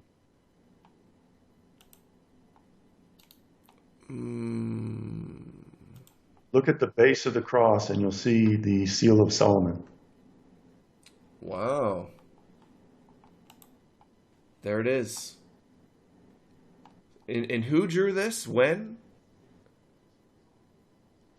This was a famous German painter who was involved with the destruction of a synagogue, and his name was Altdorfer. He was really one of the greatest landscape painters in all of history. He did some really fine, beautiful landscapes. And it's interesting that and he was heavily involved about with the Moloch Jewish and sacrificing your first child, which what the Passover story is also about as well, passing over the first. The Paschal Lamb is about that too. That wanted to kill everyone because he wanted to kill the Messiah. People get mad at me when I get stuff wrong. I don't remember every name and every story. What was it? It was more Caiaphas and the priests who wanted to kill. Not even Caiaphas. They wanted to get rid of Jesus again as a sacrifice to save the Jewish people, and they had a discussion among themselves that should we do this, and they said yes, because it's better to kill this man and save the Jewish nation. So we got Moloch at the Vatican here with that you sacrifice, you pass through the fire your kids, and then he's got the hexagram there, and then it's also on the photo, or not the photo, but the painting.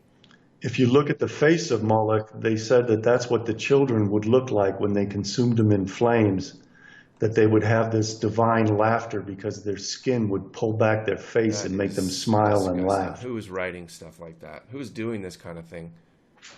Not only do they Jews were in Palestine about 2,000 years ago. Chop off their baby foreskin and suck it, but they're sacrificing their children too.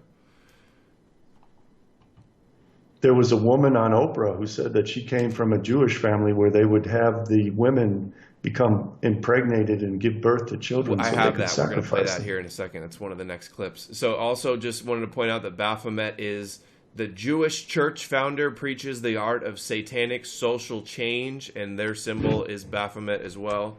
And The Secret Life of the Satanists, Anton LaVey's son visited with the famous Israeli general's son and said that he loved the book, the Satanic Bible, agreed with everything in it. He said it was exactly the philosophy they practiced, were forced to practice in modern Israel. He extended an invitation for me to stay at his home in Tel Aviv whenever I wished. That's the son of the Secret Life of a Satanist, the authorized biography. So that's interesting. And here's another. We don't want these people ruling over us. We better stand up and start fighting back. That's why I'm always talking about it, as are you. Okay, we're moving into a different aspect of the sexual perversion, and I'm going to let one of America's most famous, easily recognizable Jews, Larry David, explain it for us. This is him on Saturday Night Live.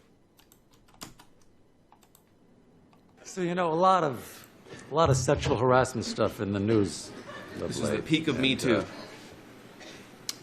I couldn't help but notice a very disturbing pattern emerging.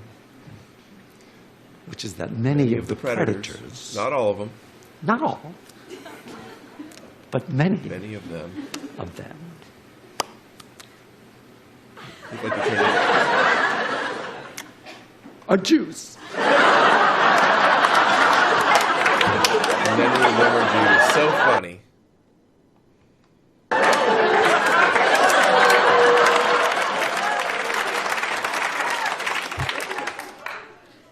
And I have 3 words to say to that. Oy vejmir. I wish I knew what that meant. It's probably a reason he said it in Yiddish or whatever that was. Well, there's nothing new about it either. It's always been known the Jews in Hollywood were raping women, and they had the casting couch where the women actresses could not get in unless they submitted to a Jewish pervert raping them. And also the child abuse, Corey Feldman, all his allegations of child abuse. This is not a new phenomenon. This has been going on since Hollywood started. And before Hollywood started, it was going on in Germany in their film industry. I'm looking up Travolta. I feel like John Travolta said something about like Jewish producers wanting homosexual stuff or something like that. Jewish producers, but oh yeah, here it is. John Travolta. This is good. Get out of the way. Tablet, another anti-Semitic site, you know. They must hate how we're able to just use all of their sources in original documents to do these videos. Greased Frightening, John Travolta's massages, homosexual Jewish men in Hollywood, and the true nature of prejudice. So apparently he's talking about homosexual Jewish men in Hollywood. And then we have, in the news this week, Harvey Weinstein. Good thing he got sentenced to 23 years, I saw. Yeah, did you see how he was acting so sick the whole time he was on trial? To try to get I was a juror once, and I made it onto the case and everything.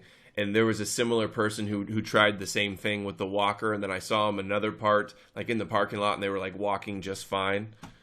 So that's a typical ploy the lawyers probably try to use. So here's the Tablet, another anti-Semitic site, the specifically Jewy perviness of Harvey Weinstein.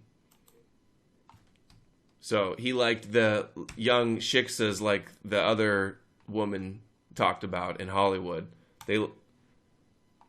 Well, in Judaism, it's entirely permissible for them to do that. There is laws in the Talmud, I believe, about them and shiksa women, who they view are impure, unclean prostitutes, basically, right? Filth. Harvey Weinstein, rape accuser, takes stand. She's broke down sobbing as she testified. His unwanted sexual advances. He said, quote, "How do you like my big F Jewish D?" And she reported that it was deformed, too. And that's the same thing they said about Jeffrey Epstein, who's running the pedophile ring, that he had like a weird deformed wiener.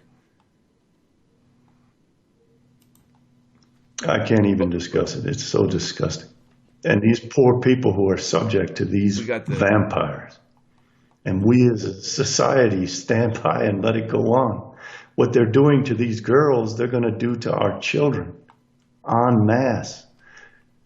When Trotsky went through and created the Soviet Union and mass murdered 30 million people by 1923, he used to give licenses to his soldiers to go out and rape 25 girls each.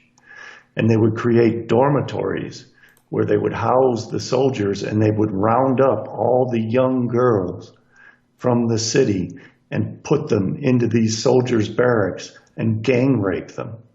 And then when the Soviet Union marched over Nazi Germany, Ilya Ehrenberg issued an edict telling them to rape all the German females, and they raped every German female they could, from infants to old ladies. That's the saying.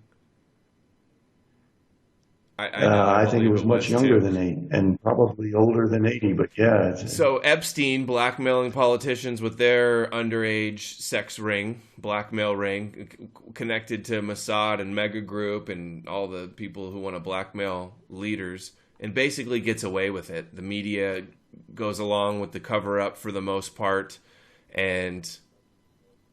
Well, how do we know that he isn't one of these Jews who was shuttled over to Israel as part of a witness protection program? No matter if you think he died, killed himself, was killed, or escaped, and is on a beach in Tel Aviv, he escaped justice and a trial and having, to be interrogated and name people and stuff.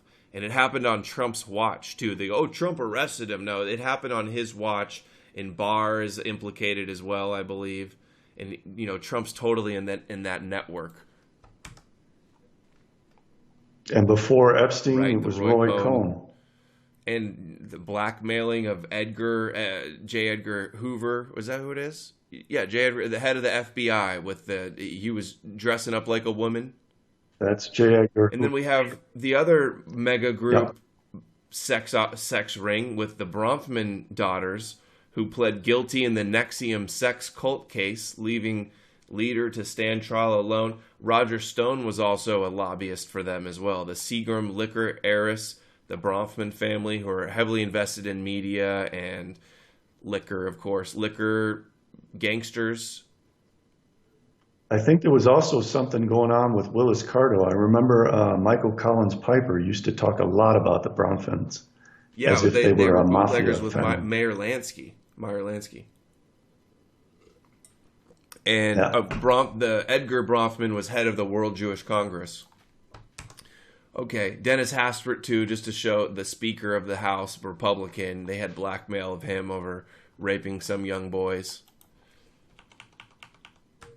Yeah, and I think he used to be a real big Christian out of Wheaton College or something. Course, he yeah. was a real phony. So often that happens. Did you hear about the Democrat in Florida just recently who was found in a hotel wasted drunk with meth and a male prostitute? No, I haven't heard about that. I remember the mayor of Washington, D.C. doing crack. Oh, man, that guy was crazy. At least crazy. they were females. I remember him too. Okay, let's show this too. We've got a couple more things that you sent me here, and we're almost wrapped up. We're going to end with the Jewish satanic ritual, which we could never do a video like this on YouTube. Okay, where are we? Make sure we got everything here. Yeah, The we're woman going to play from that one Oprah, next is that to what you're the searching porn, for? the rainbows, what they're doing to the frogs. That's the strangest sentence I've heard in a while. There is my other one. There it is. Okay. So we have Jews and porn.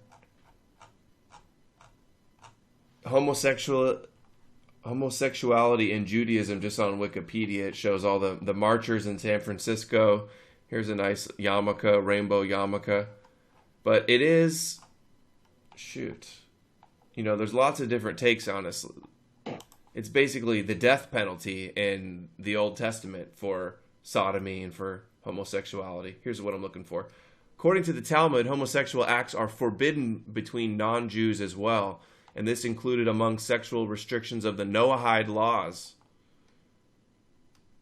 The archetypal model in Judaism is marital heterosexuality with celibacy, fornication, incest, bestiality, and homosexuality seen to be part of the prism of wrong. It's interesting. Speaking of bestiality, I remembered that I think it's in the Talmud or somewhere. If a Jew does bestiality, you kill the animal. But if a Goyim has sex with an animal, you don't kill the animal. I haven't seen that, but I know that they have a legend, or they believe that Adam slept with every type of animal and beast on the face of the earth and didn't feel satisfied until he slept with Eve. Oh man, they got a creative. They're creative writers, to say the least. I got a video I could play on that too, on the creative writers. Let me finish this. In a speech given in 1986, the Rebbe, Lubavitcher Rebbe, discussed individuals who express an inclination towards a particular form of physical relationship libidinal gratification in one's gender. He wrote that society and government must be to offer a helping hand to those who are afflicted with this problem. So the Rebbe's against it and Chabad's against it, but seems to be a lot else that's for it. All right, this is what you sent me. 1 Kings 14:24. There were even male shrine prostitutes in the land. The people engaged in all the detestable practices of the nations the Lord had driven out before the Israelites. So, in other words, they were doing the same thing as the Canaanites, and they were worshiping Moloch, and they were having male prostitutes in their shrines. It was very common among the Jews of Palestine. That's why the Old Testament was condemning it. And they even did it right in the temple and next to the temple. And this is Deuteronomy 23:17. There shall be no whores of the daughters of Israel, nor a sodomite of the sons of Israel. The price of a dog. All are abomination unto the Lord. And then that's because they had temple prostitutes. Usury of anything that is lent upon usury. This is another usury line. Thou shalt not lend upon usury to thy brother. Usury of money, victuals, usury of anything that is lent upon usury. Yeah, Jews are not permitted to employ usury against other Jews, but they are commanded to employ it against the nations so that they can rule the earth. How is that not racism? It's absolute. It's not only racism, it's global domination. That's another aspect of the coronavirus is they're destroying us economically. Oh. The financial damage that coronavirus is doing, people haven't even begun to feel, but it's going to lead us into a depression. Look at this. I see somebody spamming in the chat, a Fed poster asking people if they want to email him to buy something. Delete and mute. Hey, congratulations. We got Fed posters here trying to start problems. 2 Kings 23:7. And he brake down the houses of the Sodomites that were by the house of the Lord, where the women wove hangings for the grove. And he brake down the houses of the... Yes, those were homosexual temple prostitutes. And it says he broke them down, destroyed their houses, right?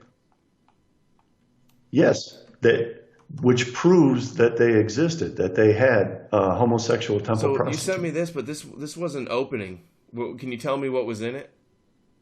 Oh, click on the PDF link and it will open up a PDF. It was just Marcus Elliott Ravage, like in that book by Maurice Samuel, You Gentiles, was saying that the real conspiracy of the Jews is iterated in the Old Testament, and Christians are embracing their own destruction by believing in the son of the Jewish God as their God. He wrote 2 articles.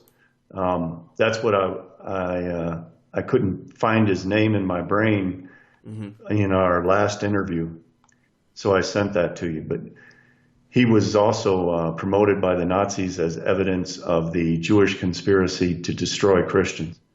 But what he really wrote was that if you want to see what the Jewish conspiracy is, you need look no further than the Old Testament, because all the allegations against the Jews are proven in the Old Testament itself. That they want to take over the world, that they will use usury. You see under download options, click on PDF. PDF, just PDF, okay. Commissary to the Gentiles. Is there something specific you wanted to read here? Do you know what page?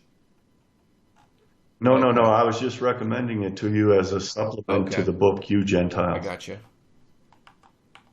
He talks about Jewish motion picture promoters on the right column at the very top. And again, this was what, 1923 he wrote this? The goy we see with relief will never know the real blackness of our crimes.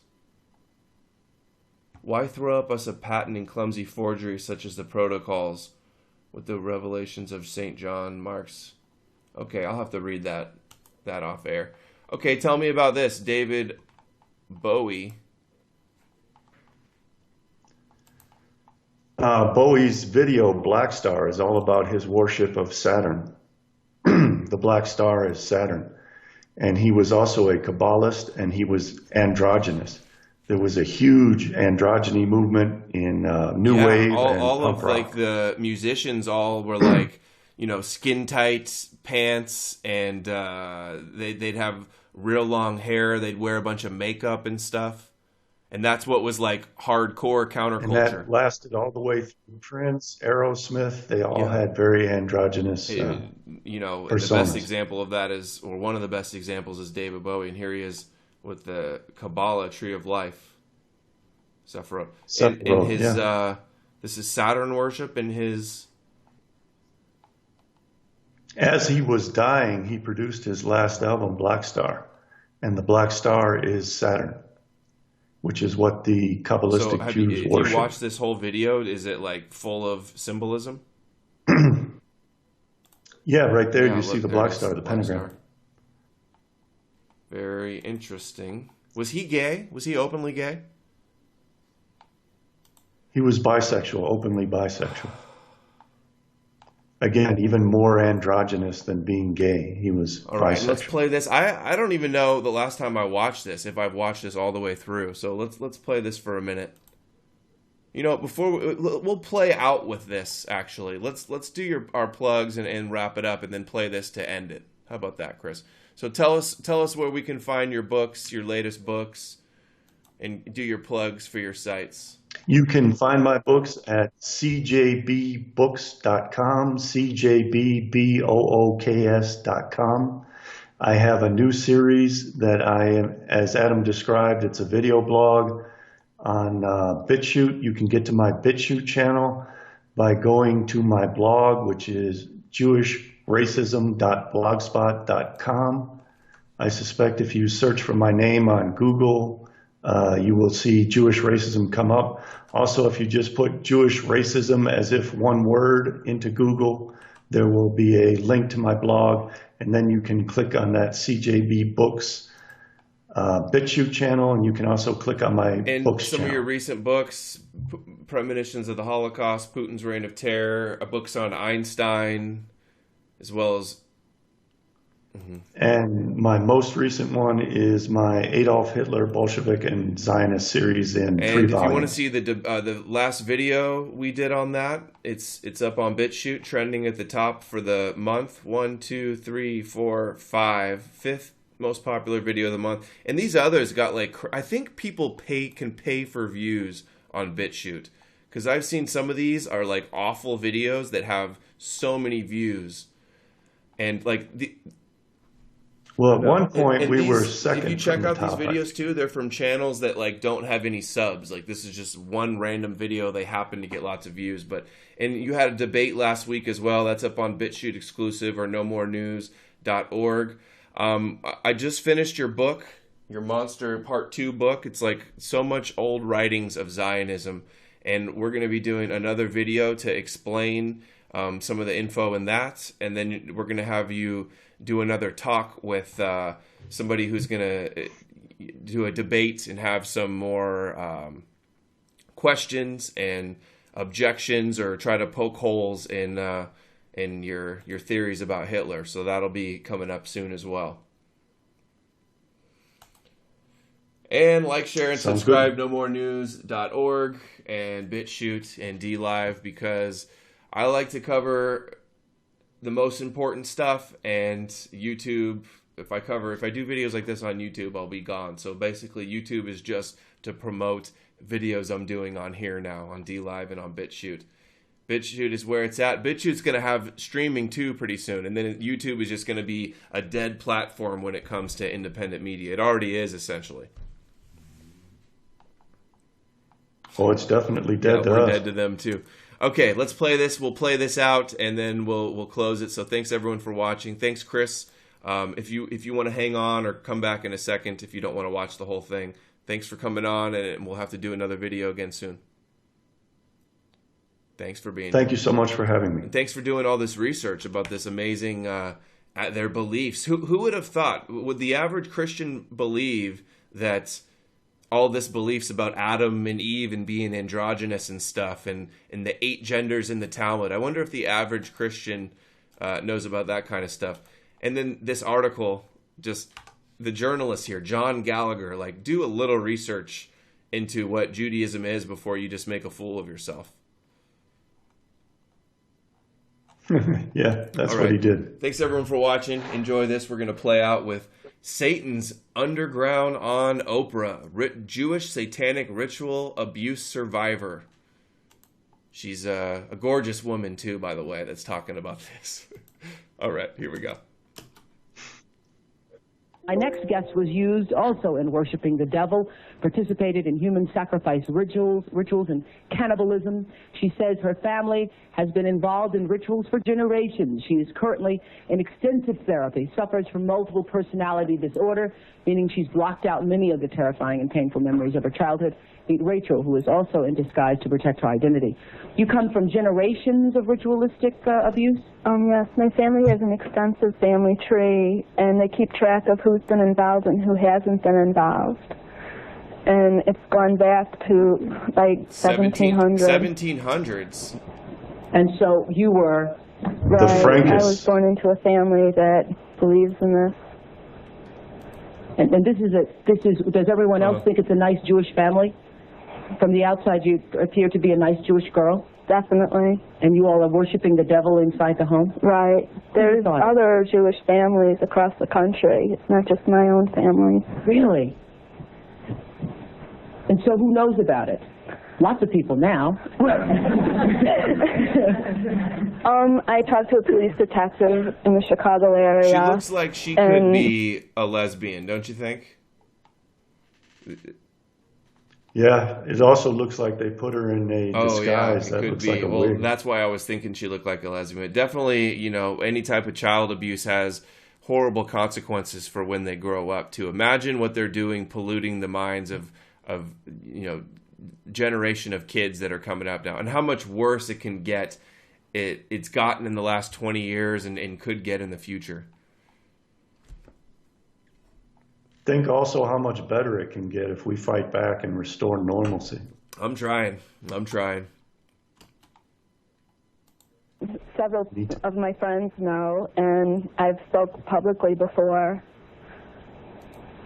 And so when you were brought up in this kind of evilness, did you just think it was normal? I've blocked out a lot of the memories I had because of my multiple personality disorder. But yes, I mean, it's like if you grow up with something, you think it's normal. Mm-hmm. It's funny that she says this. I just watched a of special on cults, and there was one I think it was like a Hollywood cult, and there was children, and they would have the children dance, and they would sleep with like the cult leader and stuff. And then they interview these girls, and they're just like, I just thought it was normal to do this kind of stuff. If you're raised in an environment where this is what they're telling you is normal, you just believe it. Yeah. Things. You don't have to give us the gory details, but what kinds of things went on in the family? Well, there would be rituals in which babies would be sacrificed, and you would have to, Whose babies? There were people who bred babies in their family. No one would know about it. A lot of people were overweight, so you couldn't tell if they were pregnant or not, or they would supposedly go away for a while and then come back. The other thing I want to point out, not all Jewish people sacrifice babies. I mean... Oh, really? Not all? I just want to point out it's not all. We have to do that all the time. I just had the debate the other day on Ralph Retort with Harrison Smith, and I'm going to upload that to my BitChute as well this week. But that I had to say several times, when I talk about the Zionist or Chabad Lubavitch, I'm not talking about every single Jewish person out there. They always say that. Well, it's not every Jew. It's obviously we're not saying that. Sorry, here we go. I just want to point that out. This is the first time I heard of any Jewish people sacrificing babies. But anyway, so you witnessed the sacrifice. Right. When I was very young, I was forced to participate in that, in which I had to sacrifice an infant. And the purpose of sacrifice is to what? Is to bring you what? What are you sacrificing for? For power. Uh-huh. To sacrifice your children for power. This is the theme that we see in the Jewish creators, Jewish writers, and Jewish produced and Jewish HBO studio, Game of Thrones. There was a guy that wanted to be king, and there was a lot of blood magic in it, and he sacrificed. He burned his daughter on a stake so that he could become king. I mean,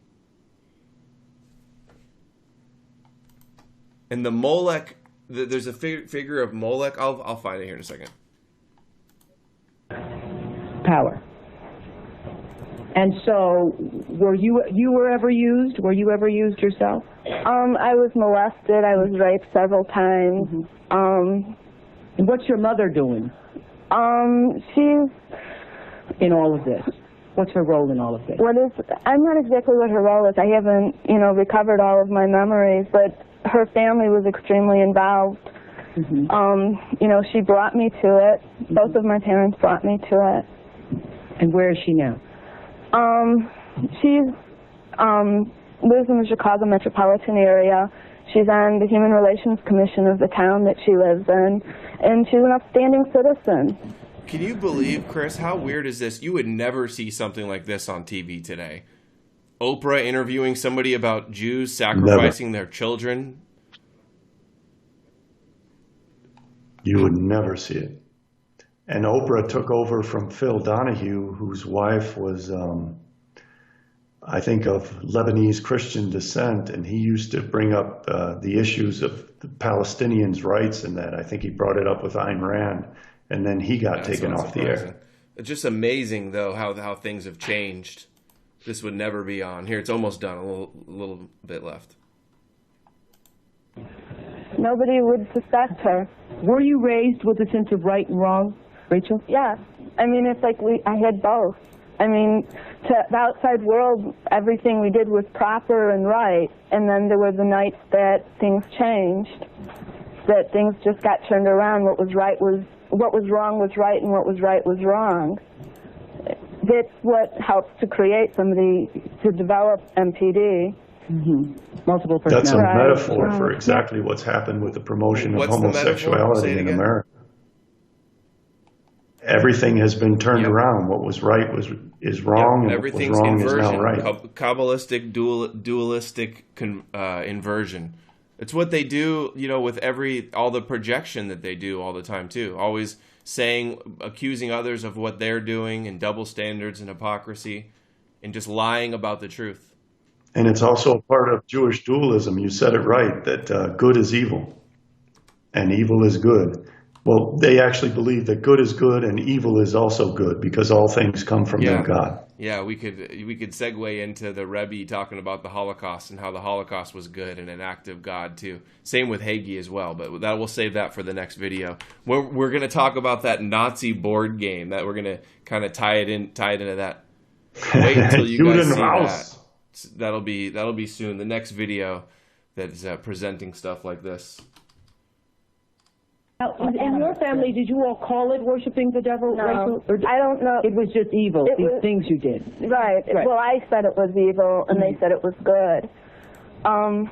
There's a book that I had just come across called Lilith's Cave, which is a book of Jewish mysticism and supernatural, and there's a lot in that book that relates to what I, endured when I was a child. Jewish mysticism.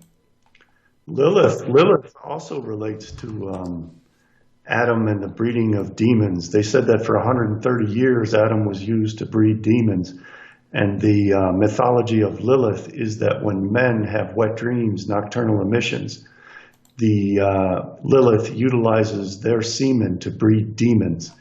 And I suspect they try to accomplish the same thing with pornography, so that they can utilize the semen of males engaged in watching pornography to breed demons. It's amazing how many extra stories they have in the Talmud. I remember hearing another wild story about Jesus and Judas flighting up in the clouds and fighting each other or something. They have so much extra stuff. They just that reminds me. I want to show you real quick. I sent this to you, but I posted it on Twitter as well. The genius Jewish mind that creates these stories. This comedian on Netflix bragging about it. Let's play that. I titled it Jewish Supremacy on Netflix. Follow me on Twitter if you're not already at @no_more_news. This is Mark Marone, like Morano probably, right? Yeah? He reminds me of Cernovich a little bit, Mike Cernovich, but here we go. This is Jewish Supremacy is Comedy on Netflix. Look, I'm a Jew for whatever that means. I mean, there's a broad spectrum of that, and generally, I don't know if I was ever taught to use God, how to use God. We were told he was there, but most of what you learn as a middle-class American Jew is that you're better than other people. Most of what you learn as an American middle-class Jew is that you're better than other people. This is Well, that's what the Jews have said from the beginning. They're the chosen people. It's funny how this is a Deuteronomy. punchline. Like, for them, they can joke about how they're better than everybody, but if we say that they believe it, we're, attacked by the ADL. You should hear how they deride Gentiles, too. Martin Luther said that when he went to the synagogue, they would deride Christ and celebrate the idea that when their Messiah comes, they will exterminate all the Gentiles. Yeah, that's their fantasy. Here. And yeah, that's the plan. Self-fulfilling plan. Here we go. I don't know if I was ever taught to use God, how to use God. We were told he was there, but most of what you learn as a middle-class American Jew is that you're better than other people, and you should say you're a Jew out loud occasionally, sometimes out of context. Like those are the basic rules. And we are better than other people. I'm sorry. I know that's why we're so contemptible to some of you, but we are that's better true. than other people, and that's why we're contemptible. That's true. This is what the whole video I just showed, and Jacob and Esau, we hate them for no reason. We're jealous because they're chosen and they have the birthright. We're born hating them. Yeah? Absolutely. Well, Goldhagen also said that there was this anti-Semitic nature to the Germans. Yeah. Oh, yeah. Well, they consider them Amalek and Esau. And Well, the story of Jacob and Esau is that Jacob deceived Esau and stole his birthright and deceived Isaac so that Isaac would bestow it upon him. So they believe that Esau is resentful of that treachery and therefore has a genetic hatred of the Jews out of jealousy for Jacob's we're jealous of their cleverness. success, but their success is a conspiracy theory, they say at the same time. It's just amazing. I think it should be noticed or recognized that both the story of Jesus and the Marvel Universe created in Jewish writer rooms. A couple thousand years apart, but it comes from that amazing creative imagination that Jews have because of how great they are. The reason I'm doing this is I just want to know that there's a few people in the room here, no matter how progressive you may think you are, that are going like, we get it, you're a Jew. Like, I just want to know that I'm causing that to happen. Because I believe that most people are anti-Semitic, given the option. I'm not saying they're walking around saying, fuck the Jews, they're terrible, but it doesn't take much baiting, like, hey, the Jews kind of stuff, yeah, you're right, fuck them. Like, it's right there. And I think that I'm trying to find it in you so you see it in yourself. But I know you're asking, why are Jews so amazing? Where does that creativity come from? And I'll do a quick impression of Jewish creativity for you right now. This is my impression of Jewish creativity. Keep making shit up that they like so they don't kill us. It's a deep place. It comes from a deep place. Yeah. I've got this big idea as a Jew. Look at how insulting he is to I know, and then non-Jews. he goes... He's just been relentlessly insulting Gentiles and claiming that it's Gentiles who hate Cry Jews. out in pain as they strike you. As a godless Jew, I feel like I want to try to So honor my this legacy. is from Stephen Steinlight, and this is in your new book as well. I'll confess, I was taught the superiority of my people to the Gentiles who had oppressed us. So this is what they're taught, that they are superior and that we're all evil and out to get them. That's how they indoctrinate their young. Well, that comes from the idea that Gentiles derive from a different Adam from Jews and derive from evil, from garbage that was cast out into the universe when the universe was created, from the corruption of the universe. and that Jews derive instead from their God itself. Well, yeah, I just wanted to play that clip because he talks about the amazing Jewish creativity to write Superman and comic books, Marvel Universe, and you know, I think he was talking about prophecy in Christianity there as well. And well, that is also a big lie about Jews for most of Jewish history, from the ancients all the way until Moses Mendelssohn. Jews were known as being uncreative. They never created anything in art, music, or anything else because they followed the law, and they considered it chutzpah to be creative. So the Jews then started plagiarizing everyone. And Moses Mendelssohn had the Reformation so that the Jews could catch up, even though they had lagged behind in the Renaissance. And then when the Jews were emancipated, they got into the universities and they used their money to buy up all the press and buy up all the opera houses. And Wagner criticized the Jews because they were so uncreative, as destroying all the arts by taking it over. So it was only when they created the myth that Karl Marx, Albert Einstein, and Sigmund Freud were the great geniuses of the 20th century that Jews started to promote the idea that they were creative and intelligent people who were superior to Gentiles.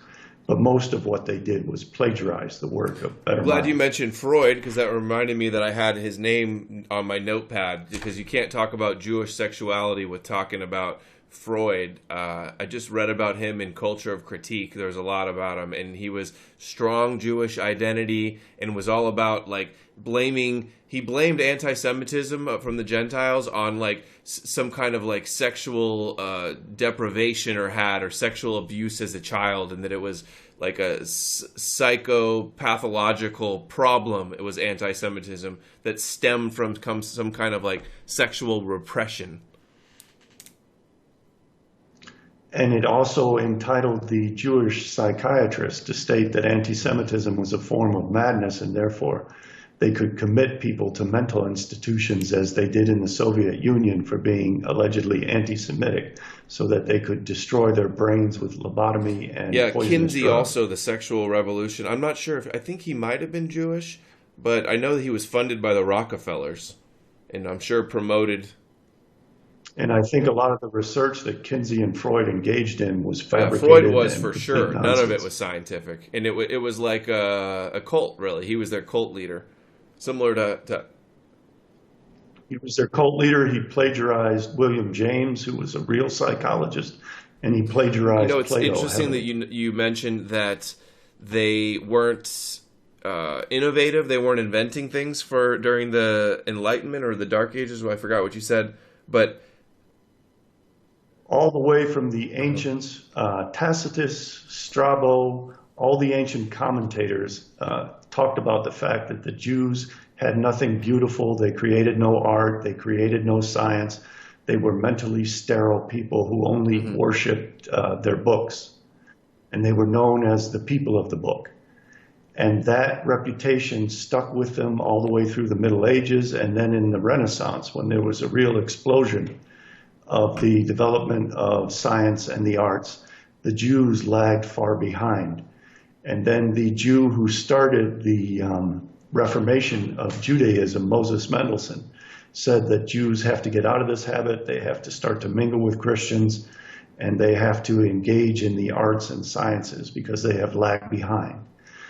And then one of Moses Mendelssohn's forebears, not forebears, but a relative, became a famous composer in Germany, and the Jews started to take over the opera houses and the music industry, and Wagner criticized them in a famous article and pointed out that they were ruining it all. They were ruining it because they were not creative people. They did not create beauty or art or anything else.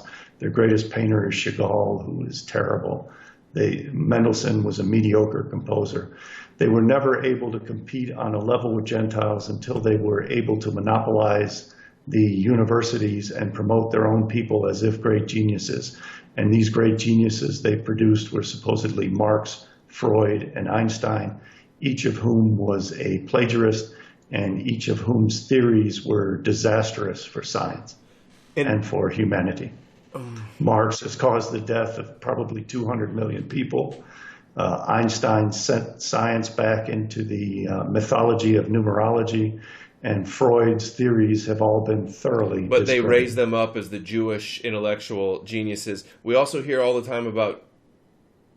Because they had that reputation as being intellectually sterile. They were always criticized as being unable to create anything and unable to produce any genius. And there's a similar explanation I've heard about. You hear about Jewish comedy and Jewish humor, but for a long time, like, there was no joking allowed in these, like, Orthodox communities. Like, you couldn't joke, you couldn't poke fun at the rabbis or anything. It wasn't allowed until, more recently.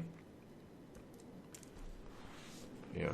I hadn't heard that. I thought that the Yiddish had a tradition of comedians, but in terms of the rabbis, certainly you cannot poke fun at rabbis. If you do, you're going to be sentenced to hell, to be boiling. I covered it before. I have some source on it. It gets into it and supports what I was saying a little bit. Maybe I have heard something about it. I can't remember which video I covered it, but anyway, let's wrap it up.